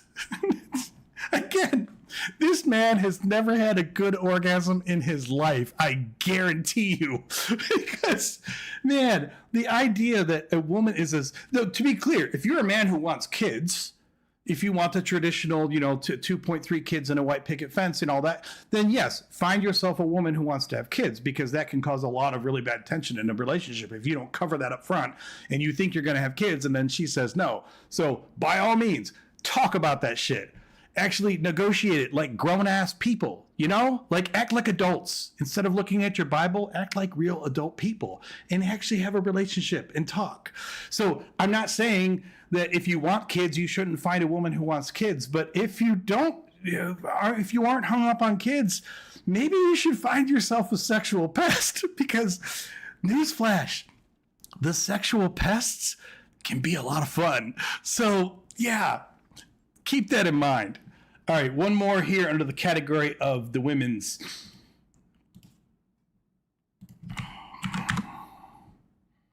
Don't catch. Oh, God. Oh, godly women want to feed their men. Godly women are designed to make the sandwiches. Go make me a sandwich, bitch. This is not an absolute law. Oh, that's good to know, Doug. Like the one about making babies. And there are times when a man fends for himself and makes quite a decent sandwich. Okay. But in the general scheme of things, the Apostle Paul wants the women to make the sandwiches. Paul wants you to make me a sandwich. Any woman out there who's watching this now or in the future, come over to my house at any time and I'll be like, yo, Paul wants you to make me a sandwich, bitch. Paul said I need a sandwich. Paul wants you to make me a sandwich. Do you think he tells his wife that? He's like, yo, Paul wants you to make me a sandwich, heifer. How do these people procreate? These people find women that love them, I guess. Like, oh my God. All right. Okay. This is what I'm going to do. I'm going to run to the restroom really quick. It's going to be like 2 minutes. All right. I know there's like 15 of you or something watching, but if anyone comes in and says, what the hell's going on? Let them know really quick. I'll be right back. And we're going to get into theocracy and civil law. Ooh, goody.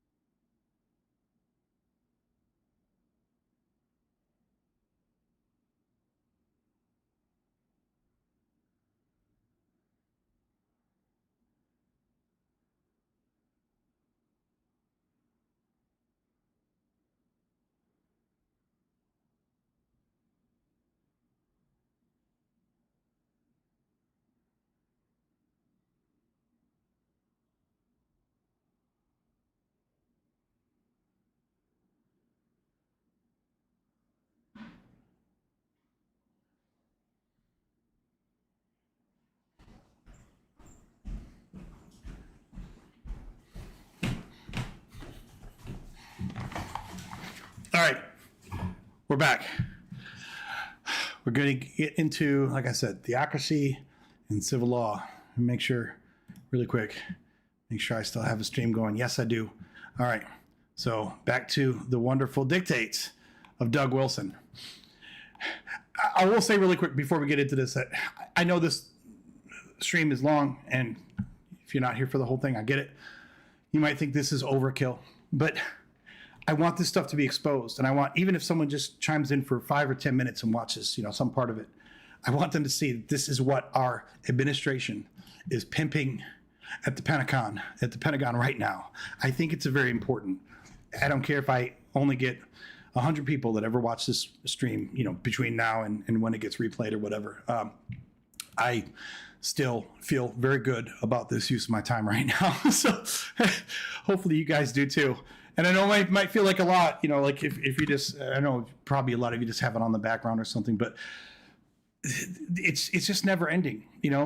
There's so much of this shit. So, all right, we've switched topic now to theocracy and civil law.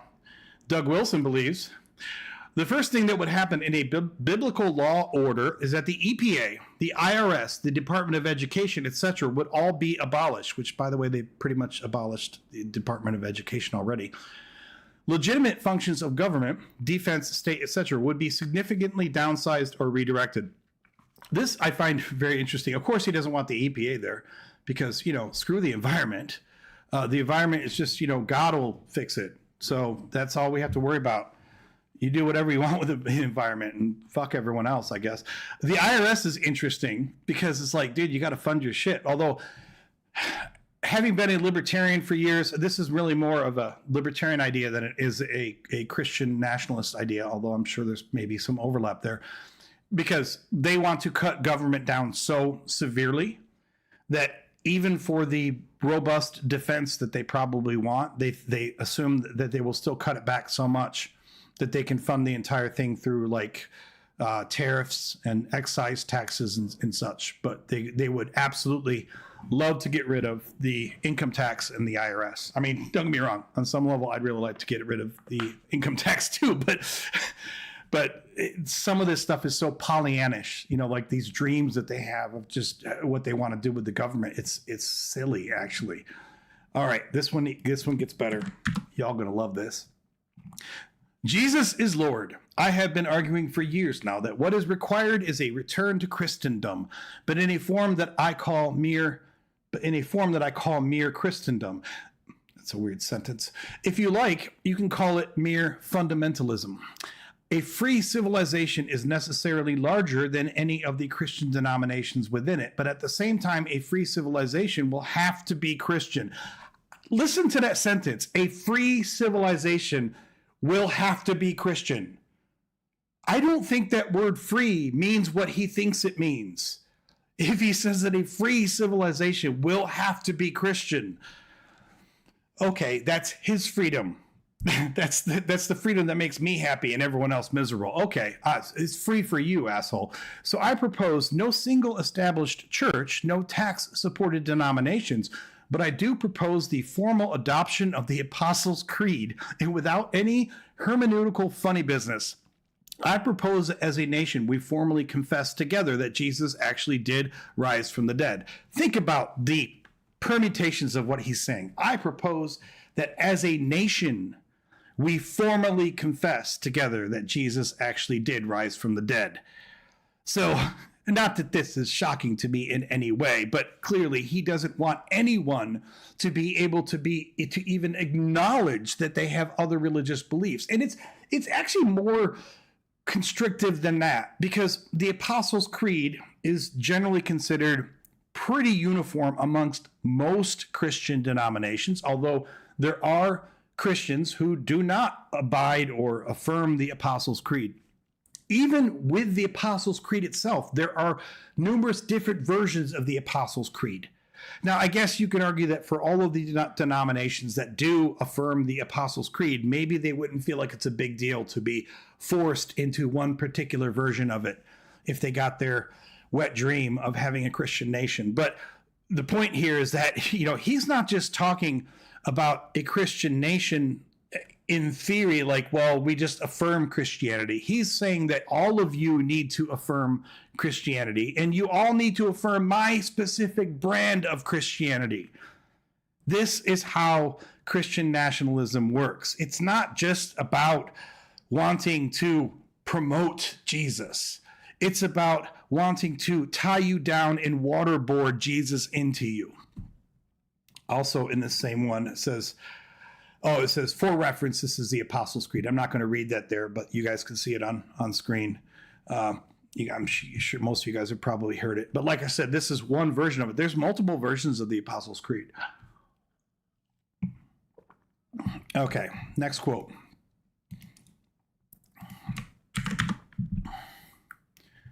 Oh God, this actually surprised me.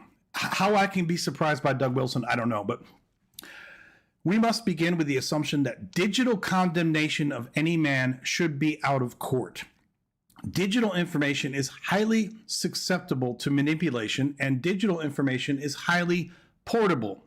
I believe that we should begin the fight to outlaw all such information in court, and we should lead by courteously disbelieving any report made against anyone on the basis of what somebody, quote, found on their computer, unquote. So in other words, every person who's ever been convicted of child porn in the last 20 plus years has probably been convicted through some or mostly digital evidence. I mean, I know you can have physical pictures, but nowadays, most of the people that are convicted of child porn are getting those pictures on their computer. And apparently, he's not saying that we should fight against that. He's just saying that that shouldn't be evidence. You shouldn't be able to convict someone of that. Also, it says that digital condemnation of any man should be out of court. What about for a woman? Which may sound like a stupid statement, because if this was a normal person talking, I'd say, well, they meant person. But in Doug's case, I don't know. He might think that digital evidence is sufficient to convict a woman, but not a man. I mean, if he found evidence on their family computer that his wife was cheating on him, which would by definition be digital evidence, would he just wipe his hands and say, well, it's digital, what am I going to do? Or would he say, no, that bitch needs to pay? Yeah, I think you and I both know what the answer would be there, don't you? And not only is this just problematic on so many tactical levels, but it's just patently stupid. I mean, granted, I guess he said this in 2018, but even in 2018, this was patently stupid, because in this day and age, what is not digital evidence? I mean, I guess you can go take pictures with a Polaroid. Hello, 1979 called. There are a handful of people, mostly like professional photographers, that still use film, but almost all evidence these days, whether it's audio, whether it's video, it's digitized. It's all digitized. Now, I realize some of it may have started from an analog place, and it's even stupid from the perspective of assuming that you can't fuck with analog evidence. I mean, I know that messing with analog evidence feels like more of a niche thing. A lot of people don't know how to, mess with a photo, like a physical photo. But it can and was done. I mean, famously, what was it? Stalin, who was cutting people out of state photographs after they had disappeared them, and then he didn't want any references to them anymore. So the level of ignorance in this, and the level of just complete lack of knowledge of anything with regard to how evidence actually works and how it's transported. Don't get me wrong, on a 10,000 foot level, I do understand the concern that digital evidence is troublesome in some cases, and with deep fakes and with AI and all this. I mean, these are at the surface very specific concerns, but in his mouth and the way that he communicates it, it's problematic as hell. Yeah. Subway Jared, I don't even know if Jared even had any physical pictures. Jared may still be walking the streets diddling little boys or something, but if we did this, but oh my gosh. Okay, let's go to the next one.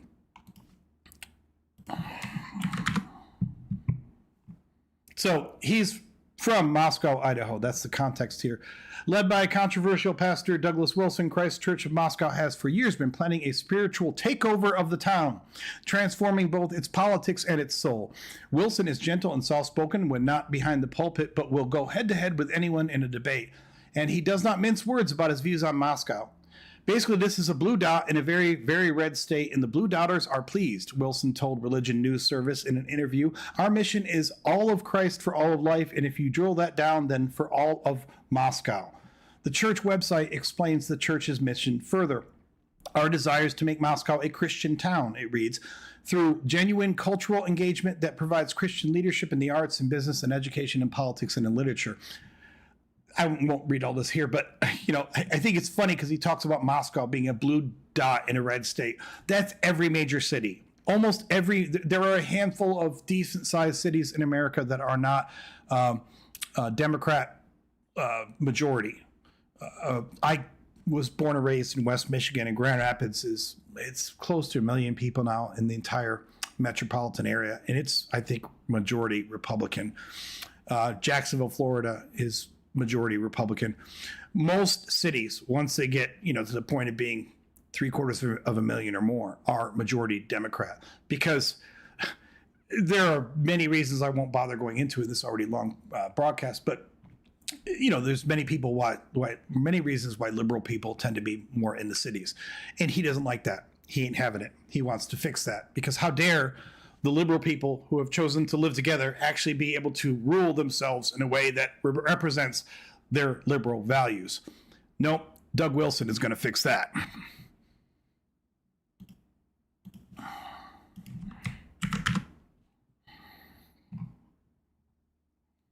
So I'm not even going to read this one. I'm just going to say that, shockingly, he thinks that executing people is righteous and good. Who'd have thunk it? Yep. Shocking, isn't it?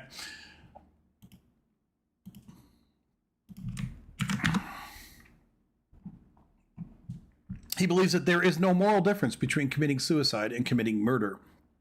Now, to be fair, I have heard this from a bunch of Christians before, even far less radically conservative Christians. I do think it's funny that I wanted to highlight this because it says suicide is prohibited in Scripture. No, it's not. It's not prohibited anywhere in Scripture. And he knows that because he says, under the commandment, you shall not commit murder. I love when Christians try to highlight anything about the commandment of you shall not commit murder.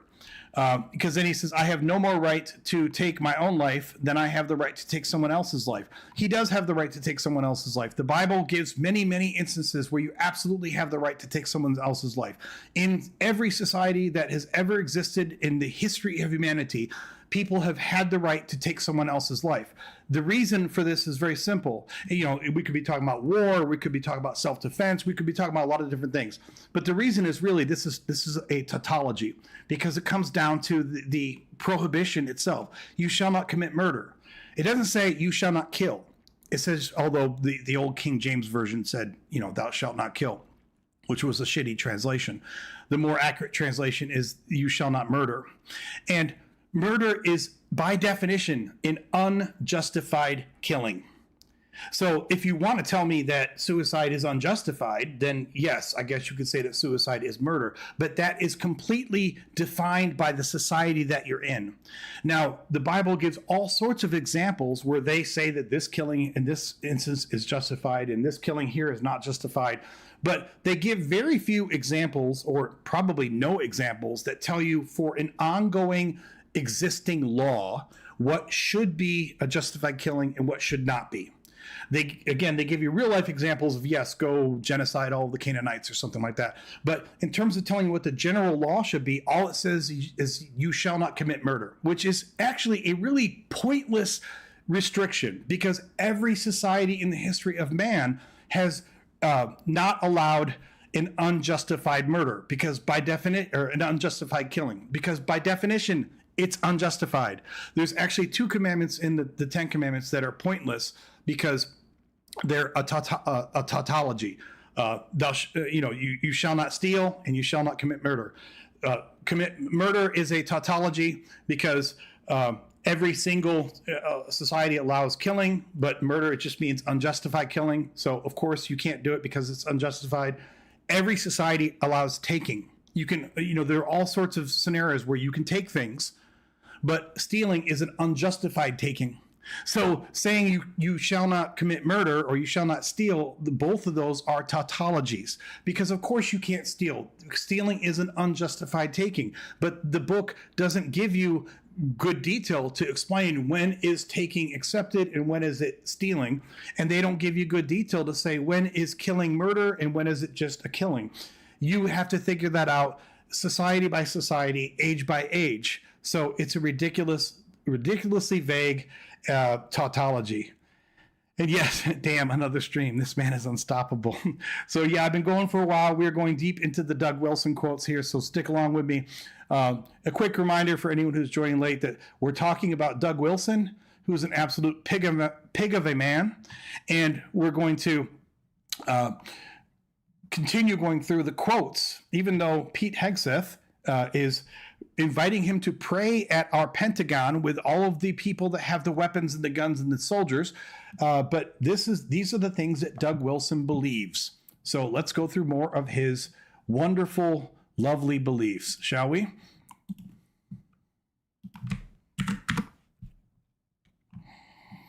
Oh, this is beautiful. So, So starting with the top one, part of the reason why a society should have wise and godly men for judges is that they must determine in such cases whether the one raped is almost of age. Almost of age. They have to determine whether the one raped is almost of age. Let that word almost sink in. Yeah, it is disrespectful to pigs. But when we are dealing with young children who are abused by adults, such as pederasty, child porn, etc., the penalty for those guilty of the crimes should be death. Okay, that's Doug Wilson saying that the penalty for these crimes should be death. Then the second quote is, I would urge that the civil penalties applied would be measured and limited. I have good hope that Stephen has genuinely repented and that he will continue to deal with this to become a productive and contributing member of society. If you were with me early in the stream, you know that what he's referring to is that he married a known pedophile to a woman in his congregation, knowing what he was, but he did not tell her. And then sure enough, after they got married, guess what? They had a kid and the guy was, doing his pedophile thing. And he doesn't think that Stephen should be put to death. No, he doesn't have a problem with that because that guy's part of his church, because he was officiating that guy's marriage. So in that case, he doesn't care. Wow, a Christian who's hypocritical. Shocking. How could this have happened? I don't know. We have found the first case in history of a hypocritical Christian, ladies and gentlemen. I don't know how we got to this point. We're going to have to call the AP or the UPI or something, because I can't believe it. We found a hypocritical Christian. All right, so let's move on in this lovely train. This is the last one under theocracy in civil law, and then we will talk about men. We talked about women, and then we'll talk about men, which will, of course, be similar type of issues. Asked to explain where liberal Christians fit into his theoretical Christian society, Wilson said they would be excluded from holding office, later noting similar prohibitions in early American colonial settlements such as the Massachusetts Bay Colony. Aside from the fact that this is just a ridiculous statement, I mean, you have to even wonder, even if you could implement this, what is the test to determine the liberal versus conservative Christians? I mean, I know that we could sit here and come up with a questionnaire or something and say that the liberal will answer this way and the conservative will answer the other way, although then you could just answer the Christian or the conservative answers and get into office. I mean, how do you... This dichotomy that exists in Christianity right now, or at least in the U.S., where I see over and over again this conservative, alt-right, Christian national bullshit, where it's not enough that they want to throw their religion in your face, but they want to tell every liberal Christian that you're not a Christian, that you don't belong. I mean, I shouldn't care because I'm not a Christian at all, but it is so disgusting and it's so cannibalistic Fine, have disagreements amongst yourself. You can disagree about policy and doctrine, but the idea that you want to take an entire subset of Christians who identify as liberal or at least not alt-right assholes, and then you want to throw them out in the back and say you're not Christians at all and you can't hold office and you're not even part of the party is one of the most disgusting instincts that I have ever seen from a so-called religion in my entire life. Drink up, ladies and gentlemen. We are moving on to the section of what Doug Wilson believes about men.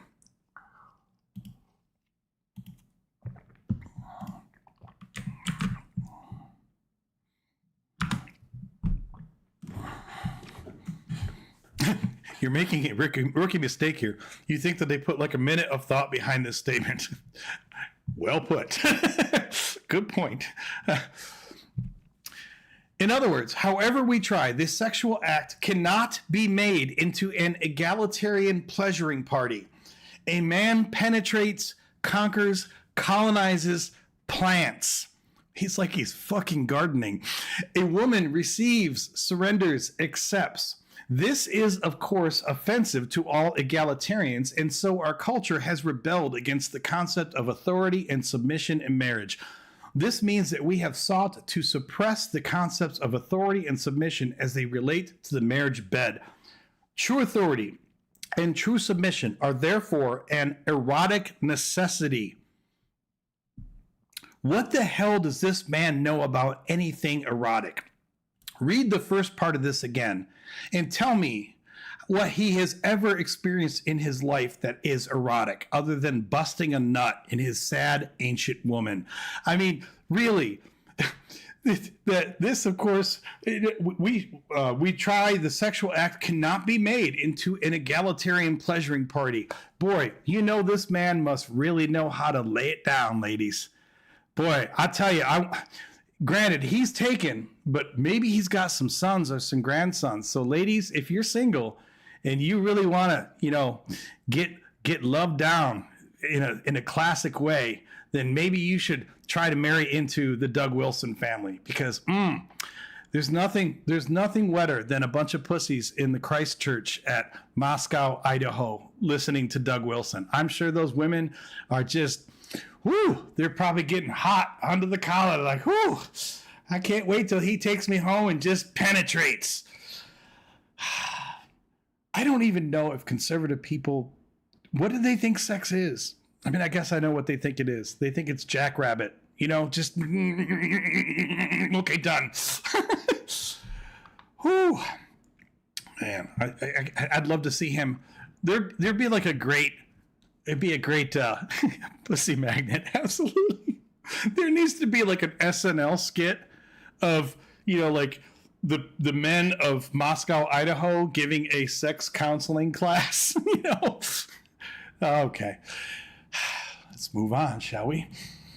There's only three of them here in the men's section, so we're going to get out of this section soon.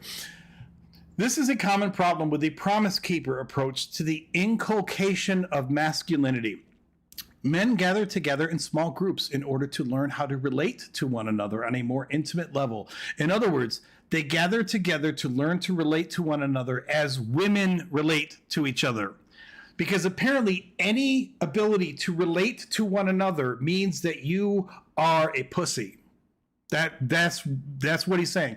Real masculinity is described as being sensitive, open, responsive, intimate, caring, and the rest of it. About the only thing that is missing is breast implants. So, he's got real in quotes. So apparently being sensitive, open, responsive, intimate, caring, none of that has anything to do with being a man. Once again, can you just hear the pussies getting wet right now? Like, ladies, hopefully you can move to Moscow, Idaho right now and find you a good man there, because that's where you want to be. Yeah, it does sound like Mary Catherine Gallagher. That's awesome. Oh. And then, but the Bible does not require that men have crew cuts. It requires that men have short hair relative to the women. In particular, a man should have shorter hair than his wife. compared to all the other shit he said, this is so low down the totem pole, but it's like, can we not find any aspect of your life to intrude into? Really? I mean, do we have to worry about whether my hair is 3 inches long and my wife's is 2? I mean, my wife has a mohawk right now. So what area of the head do we measure her hair if I want to be in compliance? Do I measure the mohawk part that goes up top? Or do I measure the shaved part on the side? Because I'm not sure. I bet he has a whole handbook for this, right? In the same section where he talks about how to please your woman. Yeah. Let's see what Doug Wilson says about education.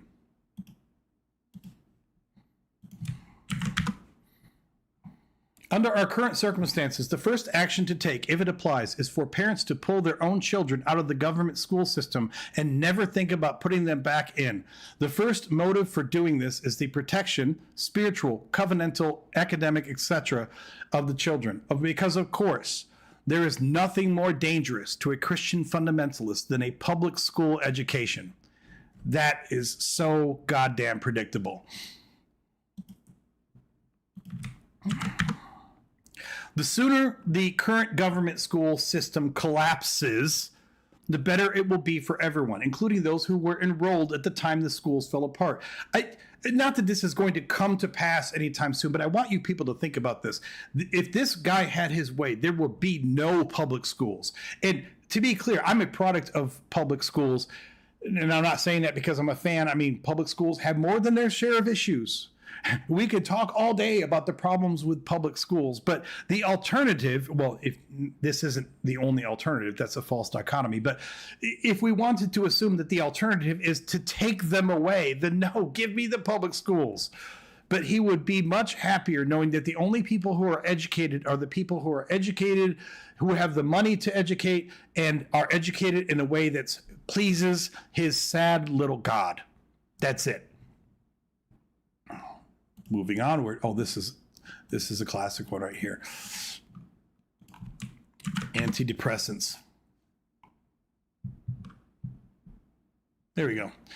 As a whole, the government school system has said yes to drugs, and students by the thousands found themselves on Ritalin, Prozac, Luvox, Paxil, or other related drugs. In many government school systems, such drugs are actively promoted by the administration as a means of keeping order in the classroom. It is not uncommon for the school to help administer dosages, making sure the kids stay medicated. To be fair here, I'm going to say that, the question of when should we be medicating people, how young is too young to get prescriptions and such. I mean, those are valid questions that have been discussed and debated amongst educated people now for decades. And there's nothing wrong with bringing up these questions, but of course he's going to conflate it into shit that's just ridiculous. He conflates it into the public schools should be gone when it's really not a public school issue. It's a healthcare system issue. It's a mental health issue. But regardless, then he says, but the problem is in one of the potential side effects of many of these drugs. Virtually all of the recent school shootings have been perpetrated by kids on officially sanctioned drugs. Okay, so now this is the reason why we have school shootings, because of the drugs. Okay. Of course, these drugs do not turn every user violent, but they appear to have this effect on a significant number. Kip Kinkle of the Oregon shooting was using Prozac. Eric Harris of the Columbine shooting was taking Luvox, which causes mania in 1 out of every 25 taking it. I don't believe that that's remotely accurate, but the point here is that he's going to, Curious, take your meds. we should have, and this stream has been long enough. I should have like a timer every hour to be like, okay, reminder, take your meds, for all of you out there who need, but don't tell Doug Wilson, okay? Because Doug Wilson would not be happy with you. And the last thing we want is an unhappy Doug Wilson. Okay, so moving on. I'm actually trying to move through these a little faster. It's still going to be the epic marathon stream, but we're trying. The kids are taught that they evolved from some primordial goo. There is never an educated person or an atheist person that I've ever heard use the phrase primordial goo. Christian, fundamentalists love to use that phrase, that we all came from the primordial goo. And it's it's almost a straw man. I mean, if you go way back to the theoretical ideas of abiogenesis, which we don't know and haven't figured out yet, if you want to say it's a goo, that's just complete conjecture. But they love using that because it evokes a certain emotional reaction in those who don't want to believe in anything related to evolution, and that their lives have no transcendent meaning. Everything is vanity. Everything is worthless. Morality is what you, the student, want it to be. Well, instead it should be what your angry fucking storm god wants it to be. That sounds better. And then when some of the kids' natural inhibitions loosened by the drugs take this curricular lesson out to the logical practicum and start blowing fellow students away. He just said the logical practicum and then start blowing fellow students away. There is no logical conclusion from, the problems of nihilism or, do we have an inherent purpose to blowing fellow students away? That is completely and utterly ridiculous in Campbell's Primordial Soup. We need a can for that.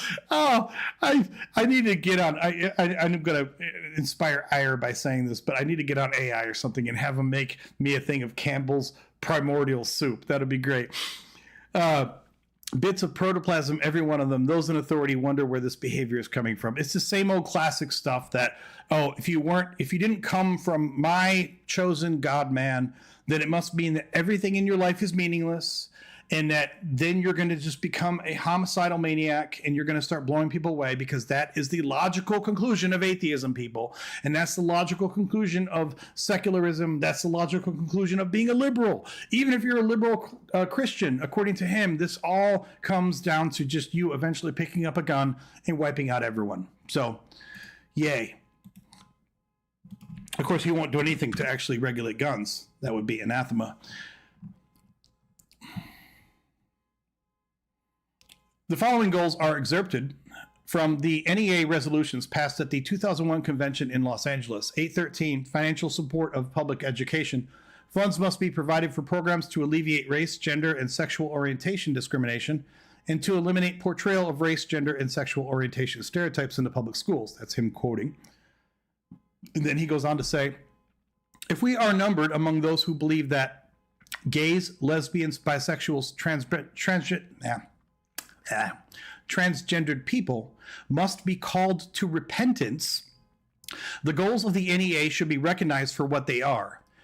We must increase respect, understanding, acceptance, and sensitivity toward them regardless of what Scripture says. But still, many Christians thoughtlessly send their children off to be educated by these people. Yes, they thoughtlessly send their children off to be educated by people who say that we should respect, understand, accept, and be sensitive towards those who are gays, lesbians, bisexuals, and transgendered. And that is the crime that he wants to call out here. Awesome. Next one. We've got two more here, and then we're going to churches and Christian leadership. Education is a religious endeavor for every student. Make that godless and his life is made godless. In the 19th century, secular education was established because many Christians were fatally persuaded of the myth of neutrality. They were told that there were many areas of life that could be studied apart from any reference to the authority of Scripture. So apparently he thinks that no area of life can be studied without referencing the authority of Scripture. So I guess any academic endeavor that you undertake, any scientific endeavor that you undertake, every part of it has to be referenced to the authority of Scripture. So when you are doing like deep space cosmology, that can only be done through the authority of Scripture, even though all of it implies things that the Bible had no idea existed at the time. But it all has to go through Scripture. They accepted the pluralistic nature of American public life, not as a social reality requiring intensive missionary activity, but rather as an authoritative voice requiring every practitioner of every religion to submit and fit in. And this is why even today we hear pluralism as a code word requiring Christians to shut up. No, you self-righteous piece of shit. There is no part of pluralism that ever requires any Christian to shut up. You are donning your persecution complex in spades. Of course, we are a pluralistic country.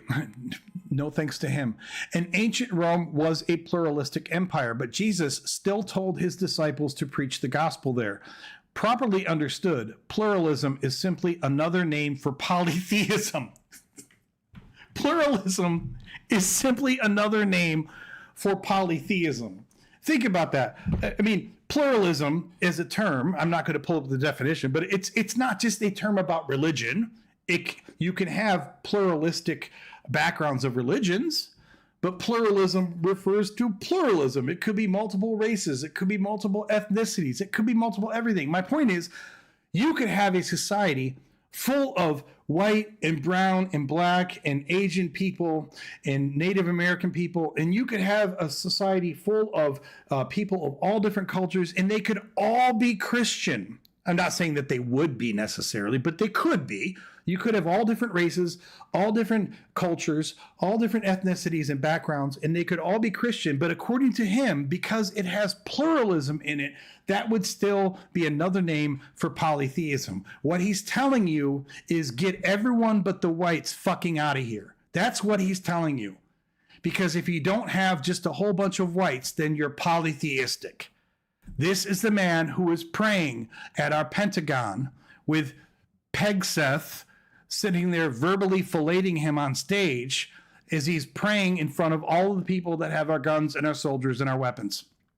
Yeah. Okay, moving on. 2 more of these and then we go to the next topic. Graphic and obscene materials are introduced to the little kids in the government-sponsored grooming centers. The government-sponsored, which of course he means the schools. The word gets out. Parents show up at school board meetings. The Justice Department opens investigations on the parents as potential domestic terrorists, and other parents pull their kids out and head off down the road. I'm just going to leave that one there. Okay, you just enjoy that. Just marinate in that for a second until I pull up the next quote. Yeah, so much good stuff.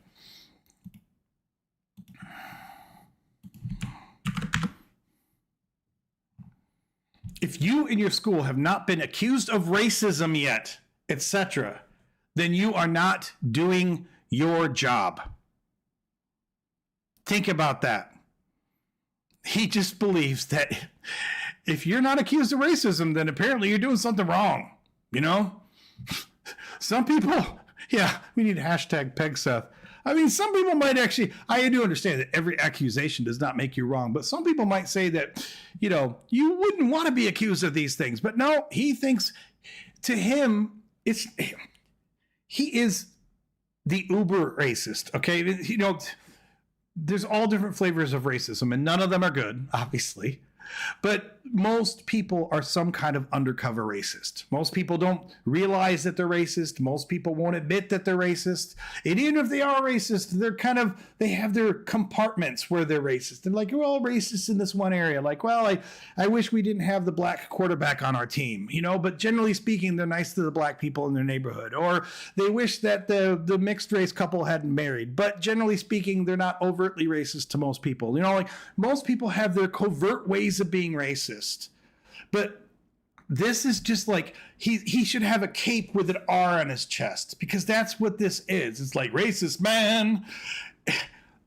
If you have not been accused of racism yet, you are not doing your job. I mean, I could just imagine some militaristic thing where he's like, you know, has the guys in formation. He's like, Private Joe, you haven't been accused of racism. Drop and give me 20. Like, Husa. Okay, let's move on to churches. There's only a few in this group. There's only 2 in this group. Churches and Christian leadership. And drink break as well.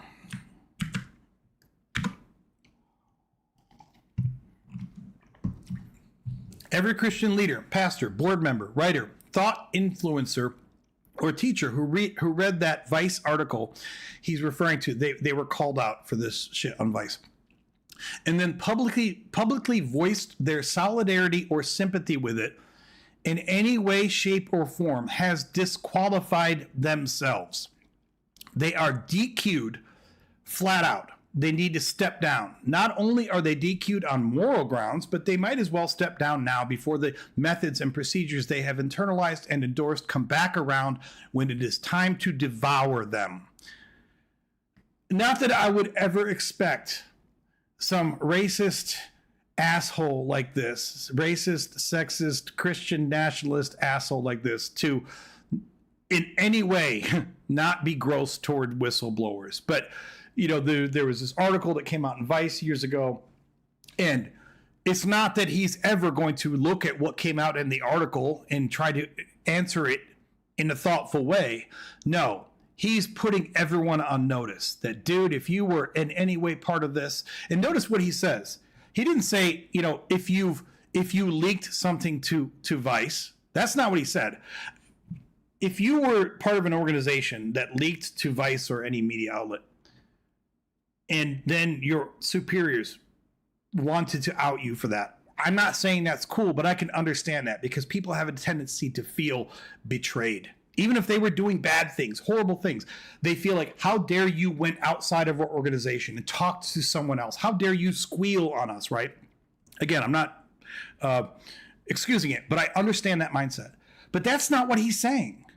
He's saying any person, not just in the church, any writer, any thought influencer, any teacher, anyone who read the article and then publicly voiced their solidarity or sympathy with it needs to get the fuck out.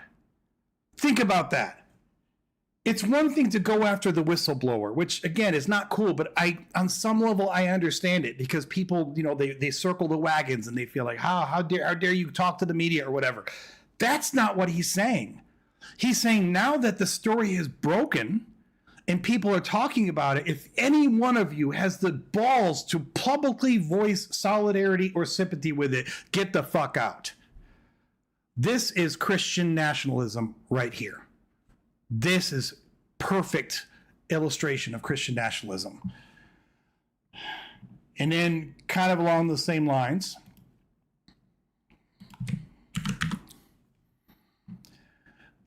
and revilers, God calls you to repent of the kind of venom that you spew at ministers of the gospel of free grace who stand against the sexual corruptions of this evil generation.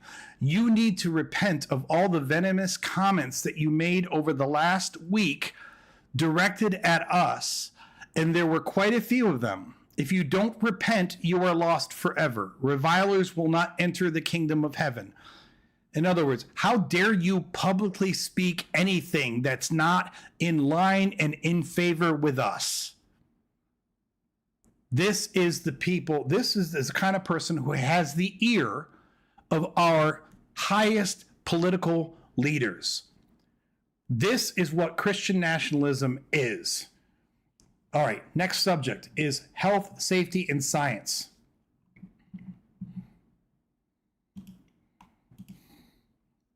Let's do this here.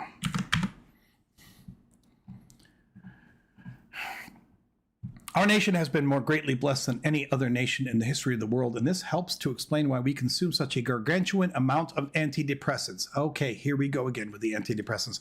Now, before you dismiss that as some kind of November snark line, allow me to repeat the point. Almost 1 in 5 American women are pill coping. I guess men don't take antidepressants. It's just women. And the reason we are so wretched and miserable on the eve of yet another Thanksgiving is that we have more to be grateful for than just about anybody, and have flatly refused to render thanks to the Father of the Lord Jesus for all our blessings, which makes us the biggest ingrates ever. If you are clinically depressed, how dare you, bitch, not be happy for everything that God has given you? That's exactly what this is. I had heard this exact same line of discussion come out of the filthy mouth of Kirk. And he actually said this at a debate at Oxford. It was disgusting. And although he said it in other places, he kept coming back to this theme about how American women are clearly so unhappy and they're all on antidepressants because, they're not just submitting to their man and being in their good womanly role. Aside from the fact that it has no bearing on reality, it's also just completely conflating the ideas of why it is we should be thinking that women are depressed, but men are not. And if you are depressed, it can't be any other reason than the fact that you're just spiritually fucked up. It can't have anything to do with chemistry or biology or the life that is around you that has nothing to do with God. No, Charlie Kirk and Doug Wilson believe that all of this is that you need to shut your mouth, stop taking your antidepressants, and thank God. That's what this comes down to. Darwinism achieved its one and only real accomplishment. The theory made it unnecessary to acknowledge the majesty of God or to render thanks to him. Why are we no longer singing harvest home hymns as we bring in the sheaves? Well, yeah, because of Darwin. That's why we're not singing hymns, because of Darwin. What the hell? Well, science and smart guys at the university have put their imprimatur on our ingratitude. We need to repent of our solemn acceptance of Darwinian absurdities. Even if you could convince me that evolution is somehow complete bullshit, the idea that I would have to repent for having actually used my brain in understanding the dictates and the common understandings of science, the data, the mountains of data that are available to us that support in every way possible the fact of evolution. But not only should I deny the simple truth, but I should repent of it. Oh Lord, forgive me for having a fucking brain. Jesus fucking Christ, man. This is who our country is putting in. This guy is in the ear of our country's leaders. Third, the legitimacy of using such ideas is not limited to gospel issues only. He's talking about COVID.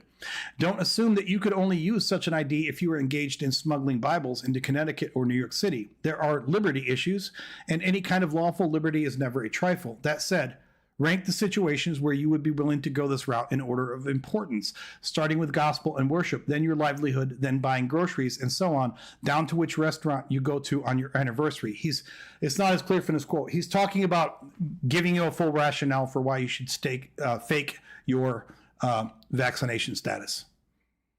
Because God doesn't understand immunology. God doesn't know anything about virology or vaccinations. And God doesn't care. That's why.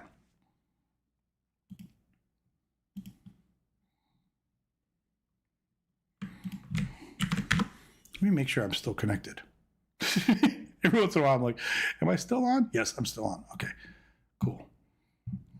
Every once in a while, you have to do that. Because like one time I did this, and at one point, I lost my connection, and I was talking for 20 minutes. Which is okay, because I spent most of my day talking to myself anyway, but what the hell. When everyone covers their faces in a situation like this, it is a sign of submission. When a populace covers its collective face like this, it is a flag that is flying over a conquered country.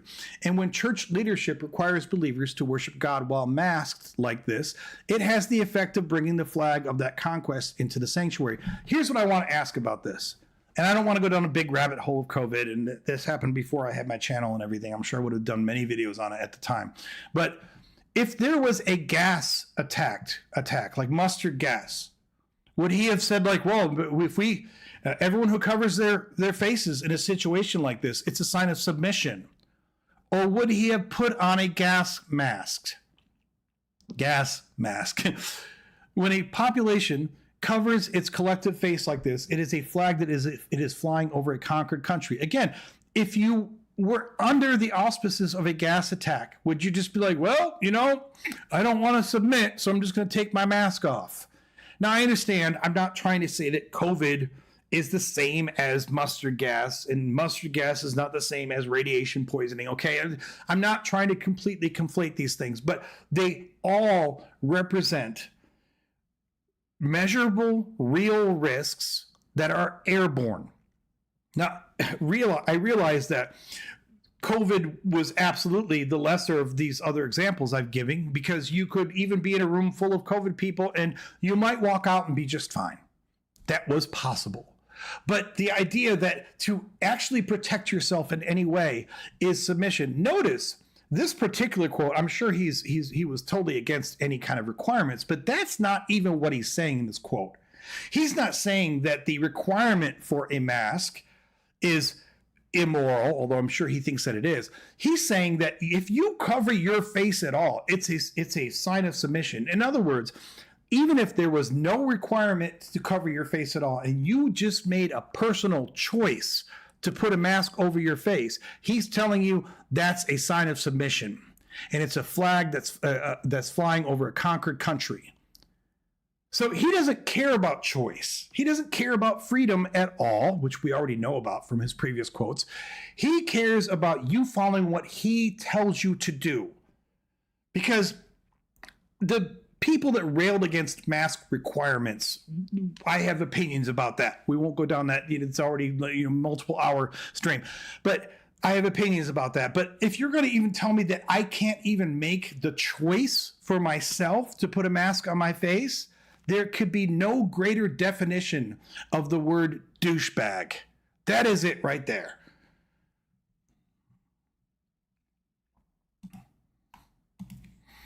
Oh, good. Oh, goody. We've already heard him talk about HIV before. He said the fact that condoms do not effectively prevent AIDS is proof of his argument. It's like stopping a mosquito with a chain link fence, Wilson said Wednesday at a public discussion at the University of Idaho. You know who I really want to get my sexual health and prophylactic advice from? Yeah, Doug fucking Wilson. I'm sure that he has all of the best science on this. I'm sure that he would never lead me astray. I'm sure he knows exactly. I mean, he doesn't know what a clitoris is, but I'm supposed to come to him for advice on how to best protect my dick during sex? Yeah, okay. That makes total sense. Why would you even let this man speak at all about HIV to anyone? That has to be, if I was the person running, the discussion group at University of Idaho, I would fire whoever booked him. Like this is dangerous what you're doing.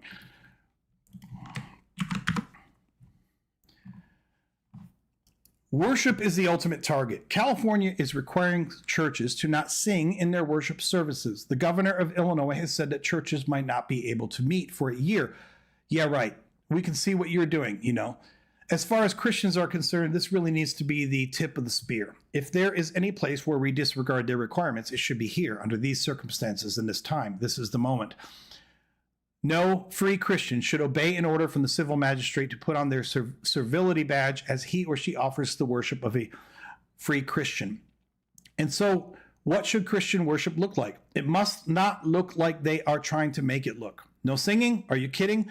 Cover your face to interrupt the spirit-wrought transformation from glory to glory? Why in heaven's name would we do that? Why on earth would we comply? I don't think we should be listening to you guys. Yeah, does he even know what a condom is? I don't think he does. I just think he thinks that it's something that evil people use for evil purposes and doesn't know what it means. Again, I don't want to relitigate the whole COVID thing, but I'm going to say this. When that whole thing was happening, I don't care if you went to church twice a day and with no masks and sang and hugged and, groped each other. That was fine. The problem wasn't that. The problem was then you were going to go right back out into society and just, after church, you were going to go to the restaurant. After the restaurant, you were going to go to the grocery store. After the grocery store, you're going to go to the movie theater.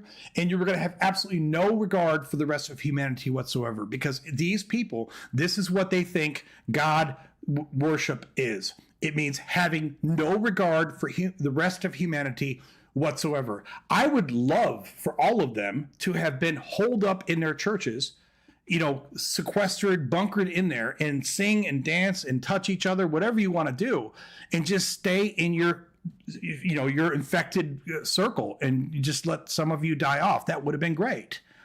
But that's not what we were talking about, because after you get there, after you finish going to your super spreader event, you were then going to go out into the community and continue to spread it throughout the rest of the city. So, okay. I know that's a little tiring now at this point. A lot of people don't even want to hear about COVID anymore. I mean, honestly, I don't even want to talk about COVID much anymore, even though it hasn't died. But HIV does not cause AIDS. Okay. According to the scientific method, what does he know about a scientific method? Please, how dare he even speak the word scientific method? Like, ooh, really? HIV does not cause AIDS. The virus is a perfectly harmless passenger virus that does nothing more serious than to cause dementia in AIDS researchers. Then this is editorial note.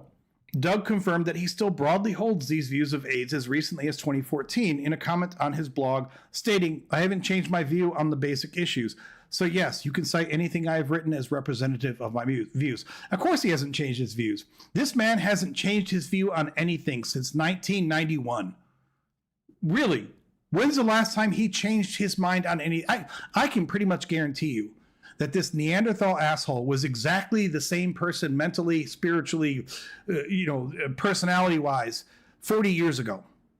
So, of course, he's not going to change his opinion. He's never going to actually read or listen to the evidence.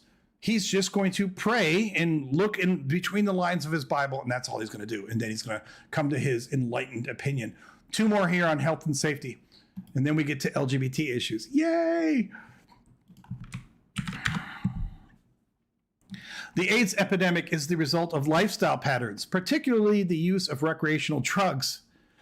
And that AZT, a chemotherapy widely used in AIDS treatment, can actually cause AIDS. No, it does not. Oh my God. But, who cares about science, right? You have God. This book demonstrates that AIDS is not infectious in any way, shape, or form, and that the AIDS research establishment has been poleaxed by all the federal billions being invested in AIDS research. AIDS is basically the result of a gradual toxic buildup resulting from drug use. The drug explosion began in our culture in the 60s, and AIDS began appearing some years later. Duesberg shows that such drug use is rampant in the homosexual subculture. In the same way a cigarette smoker will not get lung cancer after his first month of smoking, so it is with hard drugs. For the systematic users of hard drugs, the effect over time includes the suppression of the immune system. The patient is then assaulted by opportunistic disease. Doug confirmed that this is editorial note, Doug confirmed that he still broadly holds these views of AIDS in 2014, which we said before. So, and then he more recently confirmed them in 2018 in a blog post stating, "Tim, I have not yet been persuaded that Duesberg was wrong." Of course you haven't, because you haven't changed your mind since you were 15. This is who we should go to for our scientific information. Okay. And then one more in this category.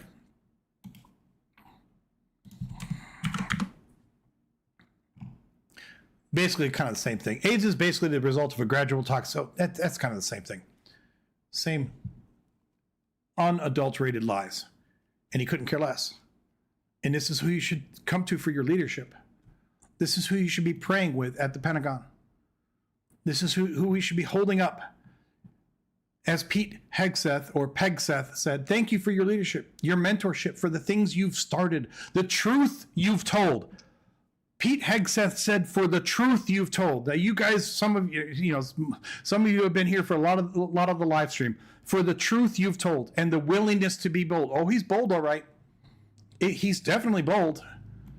He's boldly an asshole. He's boldly wrong, and he's boldly a racist and a liar. Okay, let's look at what he says about gay. Yay! I'm sure this is gonna be lovely. I'm sure he's gonna have some wonderful things to say about gay people, right? But if a man is not capable of providing his wife with food and clothing, then he is scripturally disqualified to be a husband. He has no right to get married. In a time when many women are more qualified to take a wife than many men are, it is not surprising that gender confusion is rampant. So now it's not just enough that it's one man, one woman, but he's going to say that basically, if you don't have a good enough job, food, or clothing, you have no right to get married. Do you think that at Christ Church at Moscow, Idaho, do they do a financial analysis before they allow you to get married in the church? Do they make sure that the man's income is sufficient to support everyone? What if the woman makes $1 million a year and the man makes 10,000 at McDonald's or something, or doesn't work, and they come to Christ Church in Moscow, Idaho. Hey, Kelly, and they say, we'd like to get married here. Does Doug Wilson say, no, you can't? You have no right to get married here because you're not qualified to be a husband because you can't provide your wife with food and clothing? I guess he probably would. That wouldn't be shocking, I guess. I mean, it'd be shocking in any place that had compassion and it actually wasn't a horrible place. But for them, I don't think it'd be shocking at all. So let's move on to the next quote from this wonderful man, Doug Wilson. What's wrong with being used? It is the great sin of homosexual men that they abandon the natural use of the woman, is it not? So because a gay man does not use a woman, that's the sin. It's not that he's screwing other men, although I'm sure he thinks that's a sin too. But no, what's really wrong is that you're not using women. Using women, according to Doug Wilson, is a virtue. We should all be looking for new ways in our life that we can use women. If we want to get closer to God, if we want to be Jeebus's special person, we should figure out the best way that we can use a woman. Okay. Yeah. This is our country's leadership right here. This is what they believe in. Next quote. People who are currently accusing me of being a friend of pedophiles are themselves on the verge of becoming friends of pedophiles. This is the Christian version of I know you are, but what am I? It's really, oh gosh. Yeah, you're calling me a pedophile? Well, you're going to be afraid. You think I'm afraid of pedophiles? Well, you're afraid of pedophiles. Oh yeah? So there, I told you. Do you think he strutted around for a while after he said that? Yeah, I pwned that fool. I told him he's going to be a friend of pedophiles. Okay. That's a good comeback, dude. You really owned everyone there. Okay, next quote. Moving right along. Can y'all hear the alarm in my background? I love the cars around here. It's so wonderful. There are a number of other questions I am leaving unanswered. One of them has to do with the governmental treatment of certain individuals convicted of certain homosexual acts in some unnamed Christian republic 500 years from now. He's basically talking about his beatific future society where, gays will be illegal. They are reasonable questions, but please keep in mind that I am in a series of controversies of some unreasonable people. And so I will answer generally, basically saying I'm getting a bunch of shit from people, so I'm going to be careful what I say, which is surprising for him because as you've seen from his quotes, for the most part, he's not careful about anything that he says. So I'm really surprised that he even has that much cover over what he's saying. But okay. In such a republic, would homosexual acts be against the law? And if so, what would the penalty be? Like I said, reasonable questions. Yes, such behavior would be against the law, just like it was throughout all 50 states just a few short years ago. And what would the penalties be? The answer to that question requires a certain level of cultural maturity beyond what is currently in evidence. That has to take into account careful exegesis of the Old Testament texts. When you're talking about in his futuristic society, and he's confirming that homos will be illegal. Homosexual activity will be illegal. What will be the penalty? Well, we have to take into account careful exegesis of the Old Testament texts. As though you can, if you read it carefully enough, you can find the proper nuanced way to punish the gays. Yeah. We're gonna take into account proper, careful exegesis of the Old Testament text. The nature and the purpose of common law, the circumstances of each particular case, the flow of redemptive history, and the forgiveness that is offered to everyone in Jesus Christ. That is the most mealy-mouthed and circular answer I have heard him give in any of these quotes. Normally, he's just giving you the most disgusting thing he can possibly think to come out of his mouth. But you can tell at some point he must have been getting a bunch of shit from people, and he's trying to kind of keep it on the download there before he gave that answer. So one more quote here about LGBT issues, and then we go on to race and slavery. Yay! Okay, I'm sure he has wonderful things to say about race and slavery. But then there are the gaytards. The gaytards. These are the people, homosexual, straight, and whatever Justin Bieber is. That's actually kind of funny. Homosexual, straight, and whatever Justin Bieber is. Oh, I hate this, but I have to admit. Okay, Doug, +1. All right. Oh, I just thought something Doug said was actually funny. Okay. Oh, I'm going to hell. Who are the ideal receptacle for the cultural propaganda served up by our duly appointed thought managers. They believe in gay rights for the same reason that they believe in climate change. Notice how he says believe in gay rights for the same reason that they believe in climate change, because of course climate change is just all made up in your head. I'm probably picking nits here, but if he'd said that they so the same reason that they believe in global warming, I could almost give him a little more credit, because some people, the data is irrefutable at this point, but some people could still argue that overall the globe is not warming. But I mean, if you're going to tell me that there's no climate change going on, I mean, there's always climate change going on. But apparently he doesn't believe that climate change ever happens. I guess he thinks that this climate has existed on the entire planet for the entire 10,000 years that we've been here, or something like that. Okay. The cool kids have decreed what is in, and the wannabe cool kids will enforce it on the unconvinced with a ferocity that can scarcely be credited.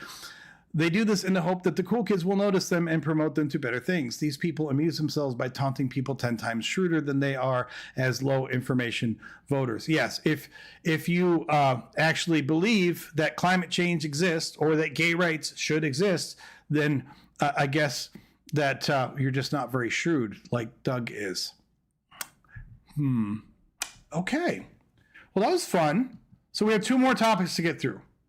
Race and slavery and politics. So I know that, it's a marathon, but we're going to get through these. I decided when I sat down, we're going to do this shit. We're going to do this shit. Do it. Oh my gosh. I sound like, okay, no, I'm not Shia LaBeouf. Okay, stupid side note, which I know, like, the last thing I need to be doing is going on side notes right now. But if any of you have heard of Shia LaBeouf's latest shit, he got arrested at Mardi Gras. Actually, it was on Lundi Gras, meaning the night before Mardi Gras, for getting in a fight in a bar in New Orleans. Well, the bar is called R Bar, and it's like 3 blocks that way or 4 blocks that way. So I wasn't there, although I was literally at R Bar later that night. I was at R Bar the next day, and I was at R Bar like 3 days before. But I mean, I wasn't there when Shia LaBeouf got arrested. But I thought it was so hilarious, not only because stupid, crazy famous guy making an ass of himself again, but I only bring it up here because if you guys have not followed Shia LaBeouf, he's become a born-again Christian person. And he's got some videos out, calling atheists stupid and other people that don't believe in Jesus stupid, and lecturing people about how to live their lives. And now he got arrested at the R Bar like 4 blocks from my house on Lundi Gras. So you go, born again Christians. Love you, man. All right, let's get through these last 2 subjects. We're going to go through race and slavery.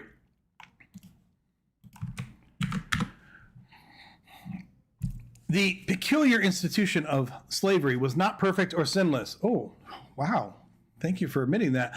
But the reality was a far cry from the horrific descriptions given to us in modern histories, which are often nothing more than a hackneyed reworking of abolitionist propaganda. Slavery, as it existed in the South, was not an adversarial relationship with pervasive racial animosity. Because of its dominantly patriarchal character, it was a relationship based upon mutual affection and confidence. Mutual affection and confidence. There has never been a multiracial society which has existed with such mutual intimacy and harmony in the history of the world. I ask you, dear Skepticons, will one of you please tell me what part of ankle chains, leg irons, what part of being chained and or being whipped has anything to do with mutual affection and confidence? What part of it has to do with mutual intimacy and harmony? How many relationships that you've been a part of with chains have included mutual intimacy and well, don't answer that. Okay, if you got a certain kind of joie de vivre to your kink, then maybe you've got some chains. But that's not what I'm talking about. Okay, we're not talking about those kind of chains. We're not talking about that kind of whipping. All right, if that's what you like, then all the better on you. But yeah, was he there? Does he know? I mean, even if you wanted to assume that these modern examples of slavery were somehow, or these modern portrayals of slavery were somehow exaggerated, I bring to you again the fact that they were brought in chains. They were held in chains. I mean, when they were on the plantation, they were in chains because they had to work, and they had an overseer with a gun who ensured that they stayed in place. And a lot of times where the plantations were, they didn't have any place that they could quickly get away to, even if they could get away from the overseer. But I don't think that there were too many slave auctions where the slaves were just like hanging out, like, I'd like to hook up with you. Yeah, I'll go home with you, master. No, there were slaves. There were chains. There were beatings. There were human rights violations all the way around. If you heard nothing else from this asshole, this is the man. These are the views that Pete Hegseth is holding up. Okay. It said that I disconnected for a second, but I should be reconnected. All right. I believe that I'm still... Wait, no? Are you there? Okay. I seem to have lost the connection there for a second. No, it's not. Well, I did lose the connection for a second. I don't know what happened. I got fiber here at the house, but you never know when you're streaming for this long. Stuff happens. So I hope I didn't lose too many of you. I still got like a dozen of you, a little more than that in the stream. So we're still going. We're not done, and we're still continuing on. So thank you for not immediately dropping off, and let's continue. Oh boy. Okay. Didn't sexual exploitation undermine and destroy the black family? Critics of the South have consistently answered in the affirmative. They accuse slave owners and overseers of turning plantations into personal harems.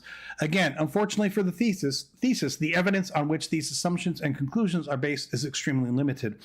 Such arguments overlook the real and potentially large costs that confronted masters and overseers who sought sexual pleasure in the slave quarters.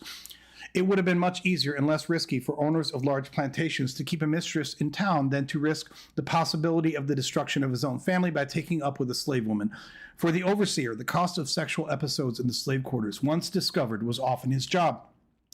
Nor would he find it easy to obtain employment elsewhere as an overseer, since not many masters would be willing to employ as their manager a man who was known to lack self-control on so vital an issue. Further, to imply that black men would be indifferent to the sexual abuse of their women is to imply that they were somehow less manly than other men who would be indignant over such abuse. This common assumption about slave men is not only unrealistic and unsubstantiated, but an insult to their humanity and patently racist. Let me tell you, this entire quote is an insult to the intelligence of anyone who reads it. And it's an insult to anyone who actually understands anything about sexual assault. So his thesis here, his proposal, is that this couldn't have happened because it just wasn't practical for... First of all, he talks about overseers. I don't know how many overseers actually ended up sexually assaulting the slaves. There may be some truth in the fact that the overseer would probably get in trouble if he was found sexually assaulting the slaves, not because the master cared about the slaves, but because you're messing with his product. All right, that's really what it comes down to. But the idea that the master himself would never sexually assault the slaves is just so stupid. It says, did I read the title? So the title was "Slaves Were Not Raped by Their Masters, and You're Racist for Thinking That They Might Have Been." that title, "Slaves Were Not Raped by Their Masters, and You're Racist for Thinking That They Might Have Been." Has he never heard of Thomas Jefferson? Does he think that Thomas Jefferson was made up? Now, I know some people will claim, well, some of those, the relationships weren't rape. Although if you understand anything about power dynamics, that anytime you have a slave-master relationship, it is at a minimum very problematic, to say the least, okay? But the idea that there was no master who ever forced himself on one of his slaves is just patently stupid. He has no evidence to back that up. And it's just mind-blowingly stupid. He makes this whole case, which I won't read again, but this whole case about trying to justify how this couldn't or wouldn't or shouldn't have happened. And yet that is not the way sexual assault works. And the fact that anybody would allow something as stupid as this to come out of their mouth means that they should never be allowed to speak on any matters of sexual assault for the rest of their life. You should never trust them to speak with any authority on anything regarding race or sex or life, for that matter, because the man is too stupid to actually hold a conversation with anyone else who has 3 working brain cells. This is insulting on so many levels. Yeah, he says he's not saying they didn't have sex. He's saying it wasn't rape because they were intimate. I mean, first of all, he has no proof that when they did have sex, that it wasn't rape. I mean, we do know that there were some cases, like with Thomas Jefferson, where it didn't seem to be forced, right? But even when it was presumably consensual on the part of the slave, you're still talking about a master-slave relationship. There's a reason why, like in the military, an officer cannot sleep with an enlisted person. It's called fraternization. And there are many reasons for that, but there's a really nasty power dynamic that's going on there. But even if we assume that there's a whole bunch of consensual sex going on between female slaves and their male masters, to make this blanket statement that rape didn't happen and that you're racist for thinking that it might have been is just pulling shit out of your ass. I mean, you're just making stuff up at this point so that you can fling accusations at people, and it's patently disgusting, and it's a deep insult to anyone who has any damn intelligence. Moving on.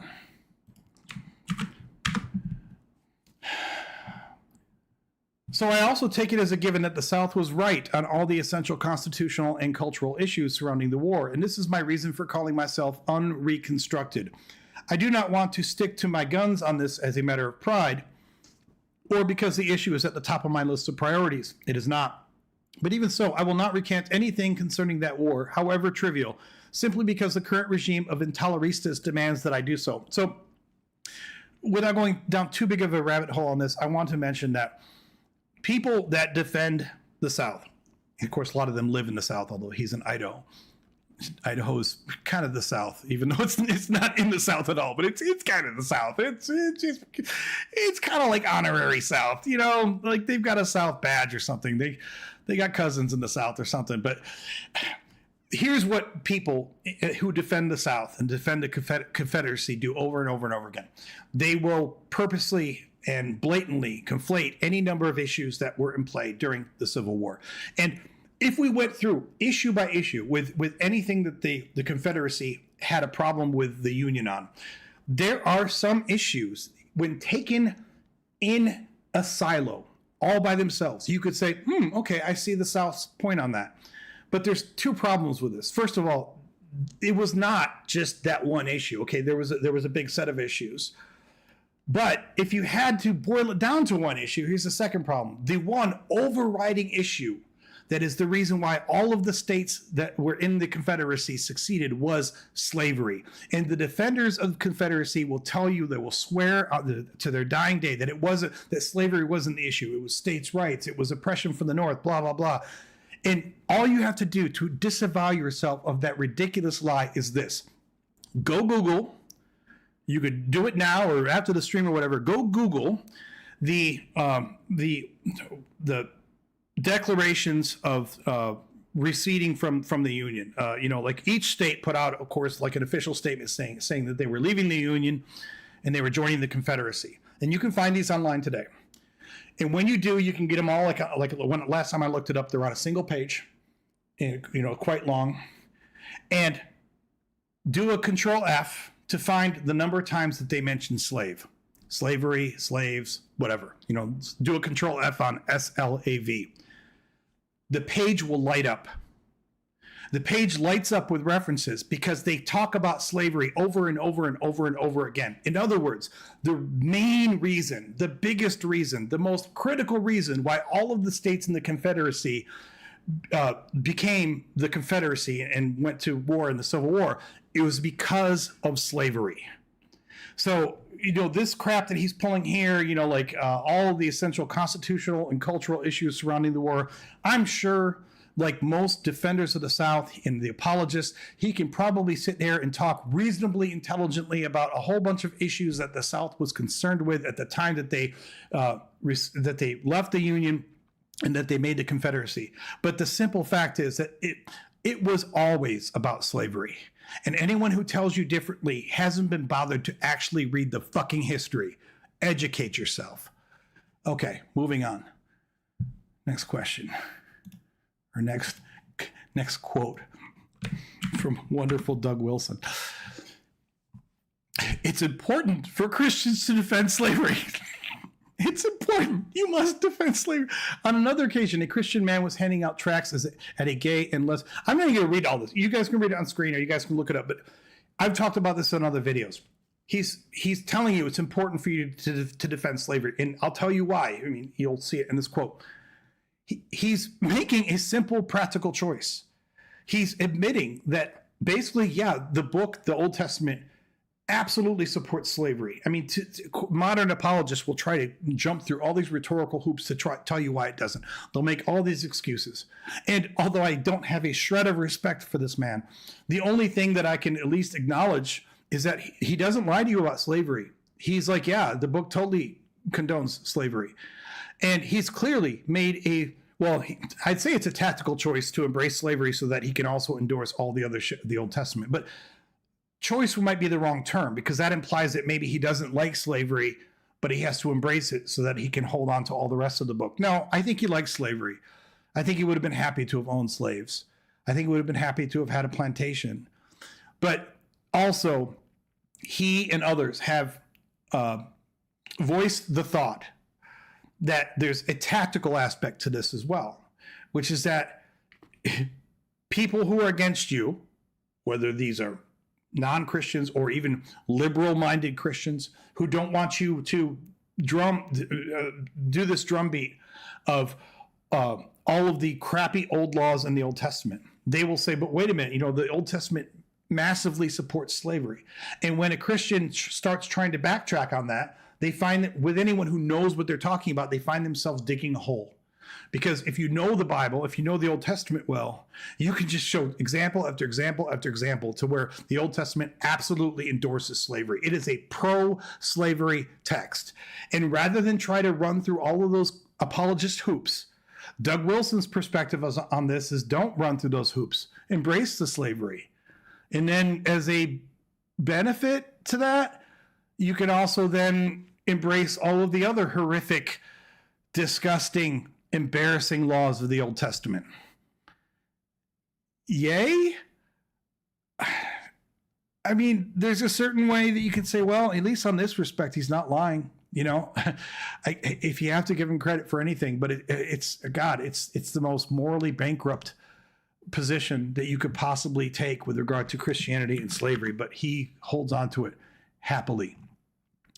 In case it wasn't clear, our humanistic and democratic culture regards slavery in itself as a monstrous evil, malum in se, and it acts as though this were self-evidently true.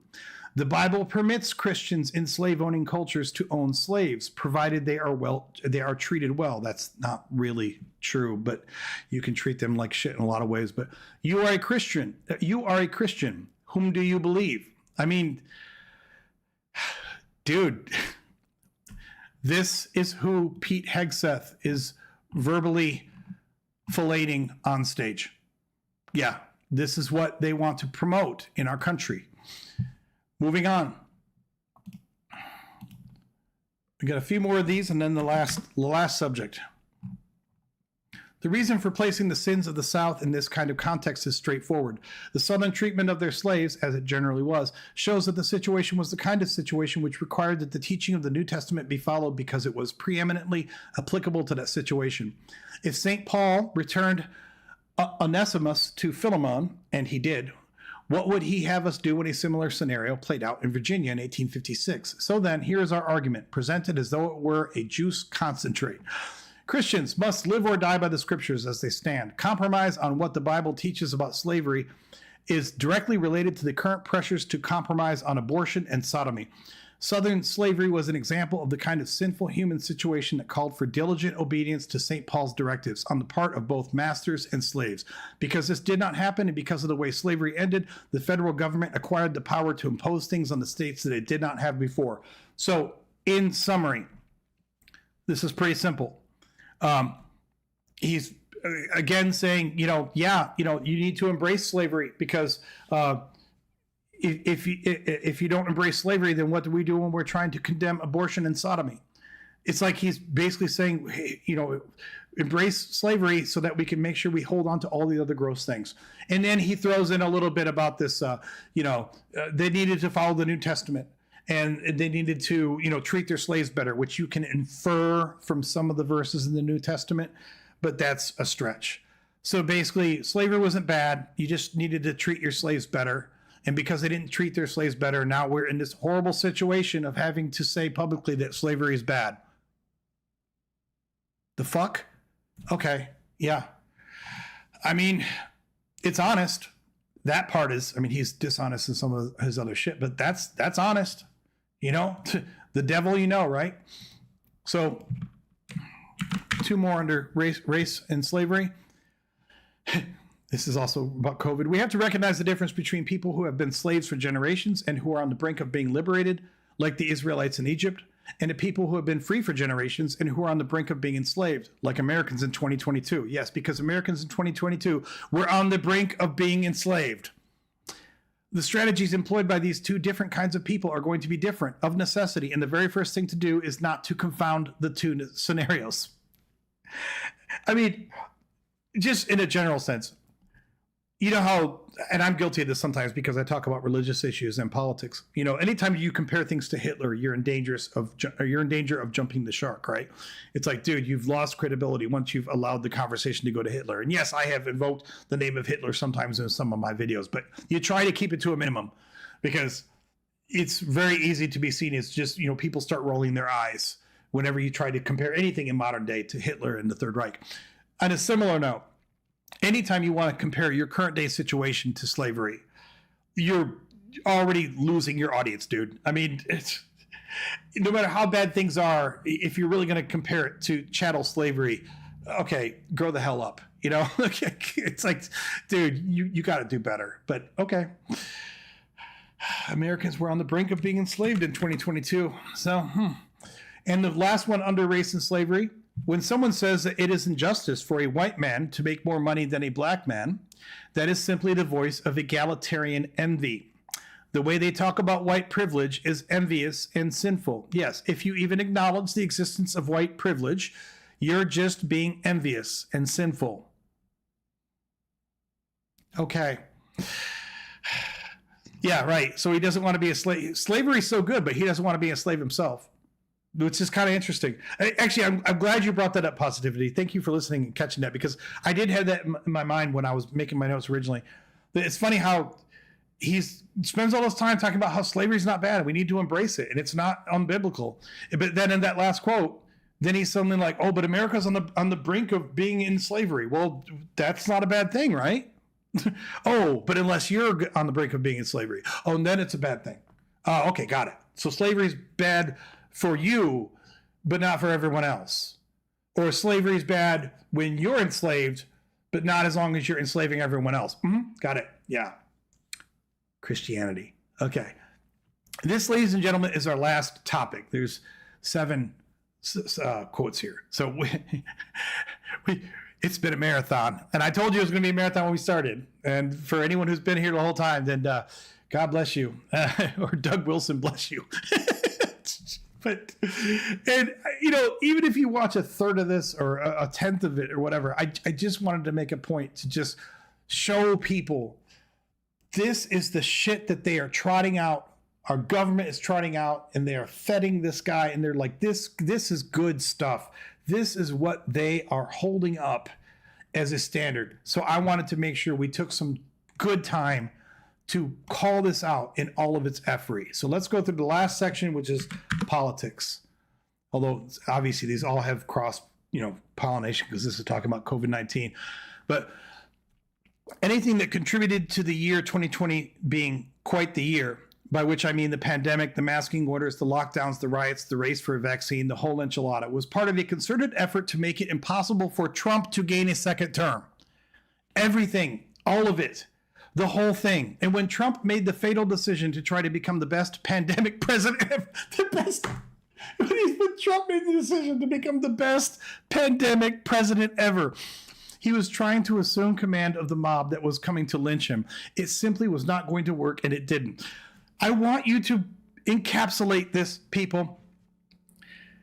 The worldwide pandemic, which killed, what was it, like 20 million people or something? Like I'd have to Google it again, but it was millions and millions of people all over the world, not just in the United States. Okay, the entire worldwide pandemic was created for one purpose and one purpose only, was to get Trump out of office.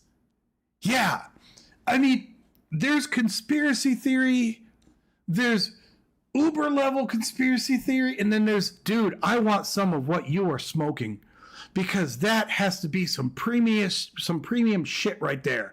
If you can actually sit back with a straight face and tell me that the entire fucking pandemic was entirely engineered for the whole purpose of getting Trump out of office, then man, you and me, we got to smoke some time, because I want some of your shit. That's got to be some premium shit right there.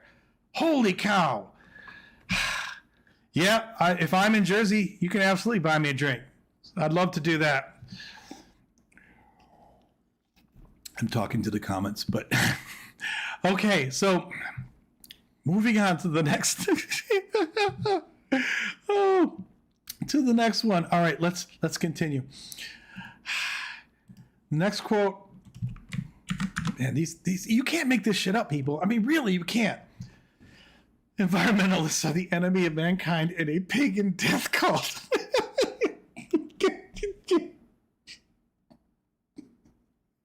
A pagan fucking death cult.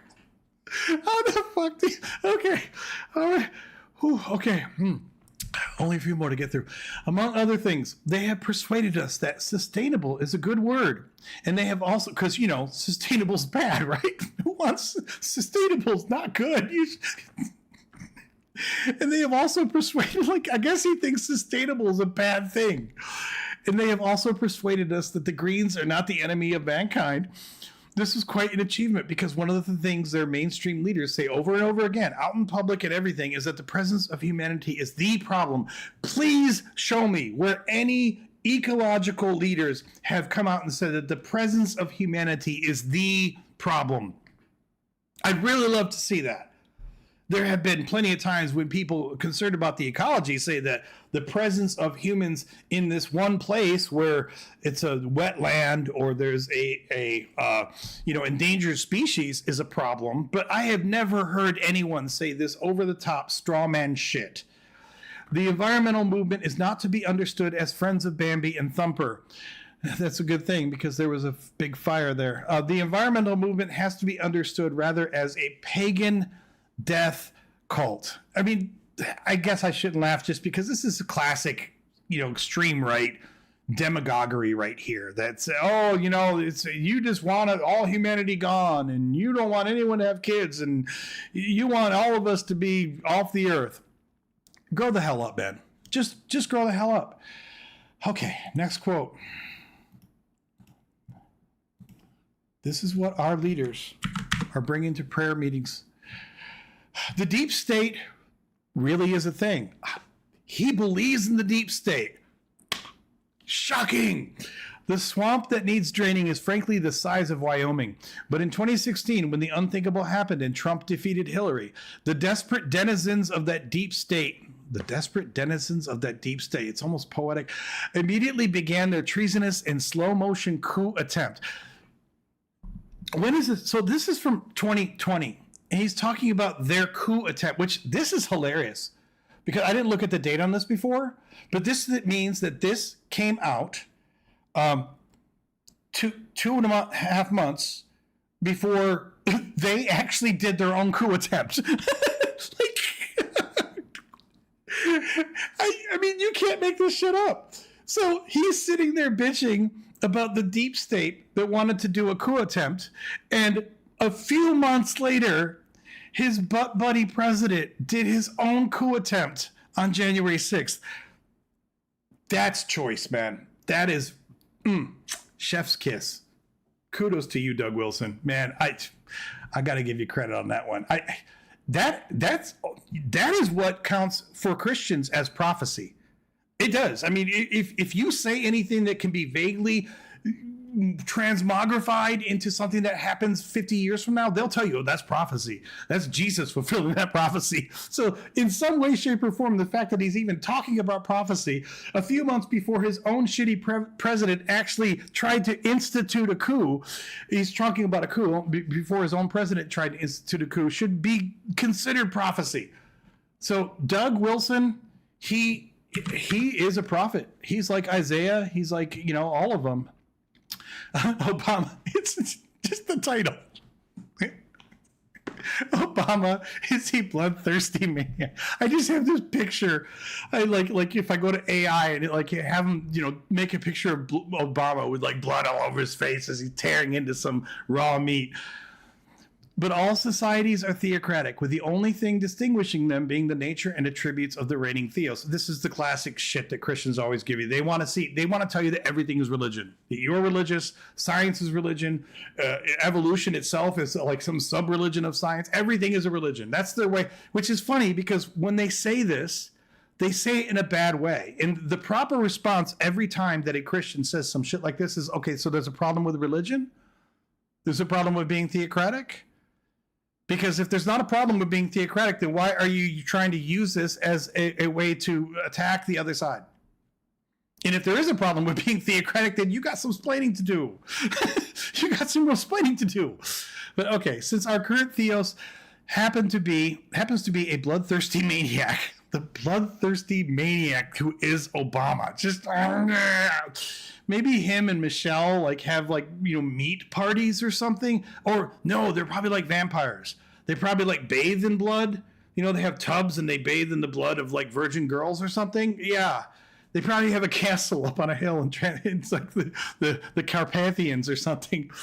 And because I am not a devotee of that particular religion, I would urge my fellow citizens to turn away from him and turn to our Heavenly Father. Yes, turn away from the bloodthirsty maniac who is Obama before he eats you. Okay. Three more. We should have a big countdown on screen or something, but it'd take me too much time to put the numbers up. Okay. 3, 2, 1. Okay. All right. Next quote. I'm not even going to read all this. You can read the title. Christians should use fake COVID-19 vaccine certificates. Lying is bad unless it suits our purposes. Lying is bad. Deception is bad unless, of course, we can justify it with our own conspiracy theories. Then lying's good. Then lie to whoever you want to. Yeah. No hypocrisy there. No double standard. Just no lying for you, but lying for me. Mm-hmm. Yeah. Thank you, Bobby. I appreciate that. Okay. Next one. Second to last. It's been a journey. So this is great. We should refrain from criticizing Putin's war with Ukraine because he's taken an anti-LGBTQ stance. I want to be careful because Putin is one of the figures over there who's taken a strong stand against the LGBTQ stuff. So the inference here is very simple. As long as you're anti-gay, then whatever the fuck you want to do. I mean, we can't take a stand against anything else you do because, hey, Putin hates gays. So I guess if Putin was cooking babies in the bottom of his pizza restaurant in the Capitol, then I guess that would be fine too because he hates gays, right? I guess no matter what Putin does is fine as long as you hate the gays. I mean, there should be like a badge you have, like hate gay. And as long as you have the hate gay badge, then you have a carte blanche to do anything else you want. You can rape, you can murder, it doesn't matter, as long as I hate gays though. In his society, his future, dream society, his theocracy, his theonomy, you would be able to get out of any crime you committed as long as you could prove that you hated gay people enough. Like if you stole a loaf of bread, you would have to prove that you hate gay people a little bit. If you murdered 20 people in the town square, you would have to prove that you really hate gay people. But as long as you proved that you really hated gay people, then you could probably get away with anything you wanted. Because that's what's really important, is hating gay people. Yeah. Methinks he protests the gays too much. Yeah, exactly. Although, I mean, I don't know what he was like when he was younger, but all the gay men I know have standards. And I don't think that any of them are going to be, sliding up to this guy anytime soon. There are some guys who are into, dumpy men, but still, I can't imagine any of the gay men that I know, getting down and dirty with him. But he was probably quite a looker when he was younger. Who knows? All right. Drum roll, please. This is the last quote that I have here from Doug Wilson. And it's kind of a perfect way to end the quotes. Who do you think you are? Saviors of Western civilization? So in a word, yes, this is my assertion. Of course, he believes that they are saviors of Western civilization. So, ladies and gentlemen, it's been a ride. For those who joined late, the whole point of this was to show you the actual beliefs of this single Christian national asshole who is brought up and treated like some king by Pete Hegseth, or Pegseth, as we've said, at Pete Hegseth's new monthly prayer meeting at the Pentagon. I'll just close with a couple thoughts. Yeah, it was a lot. A couple thoughts here. I know that some of the obvious retorts would be, first of all, Christians, if they heard even 1/10 of this live stream, would say, well, that doesn't represent us. We're not that type of Christian, which is fine. If I know that most of the Christians that I know, that I've met, do not hold the views of Doug Wilson. I understand that. But I think it's missing the point to focus on that.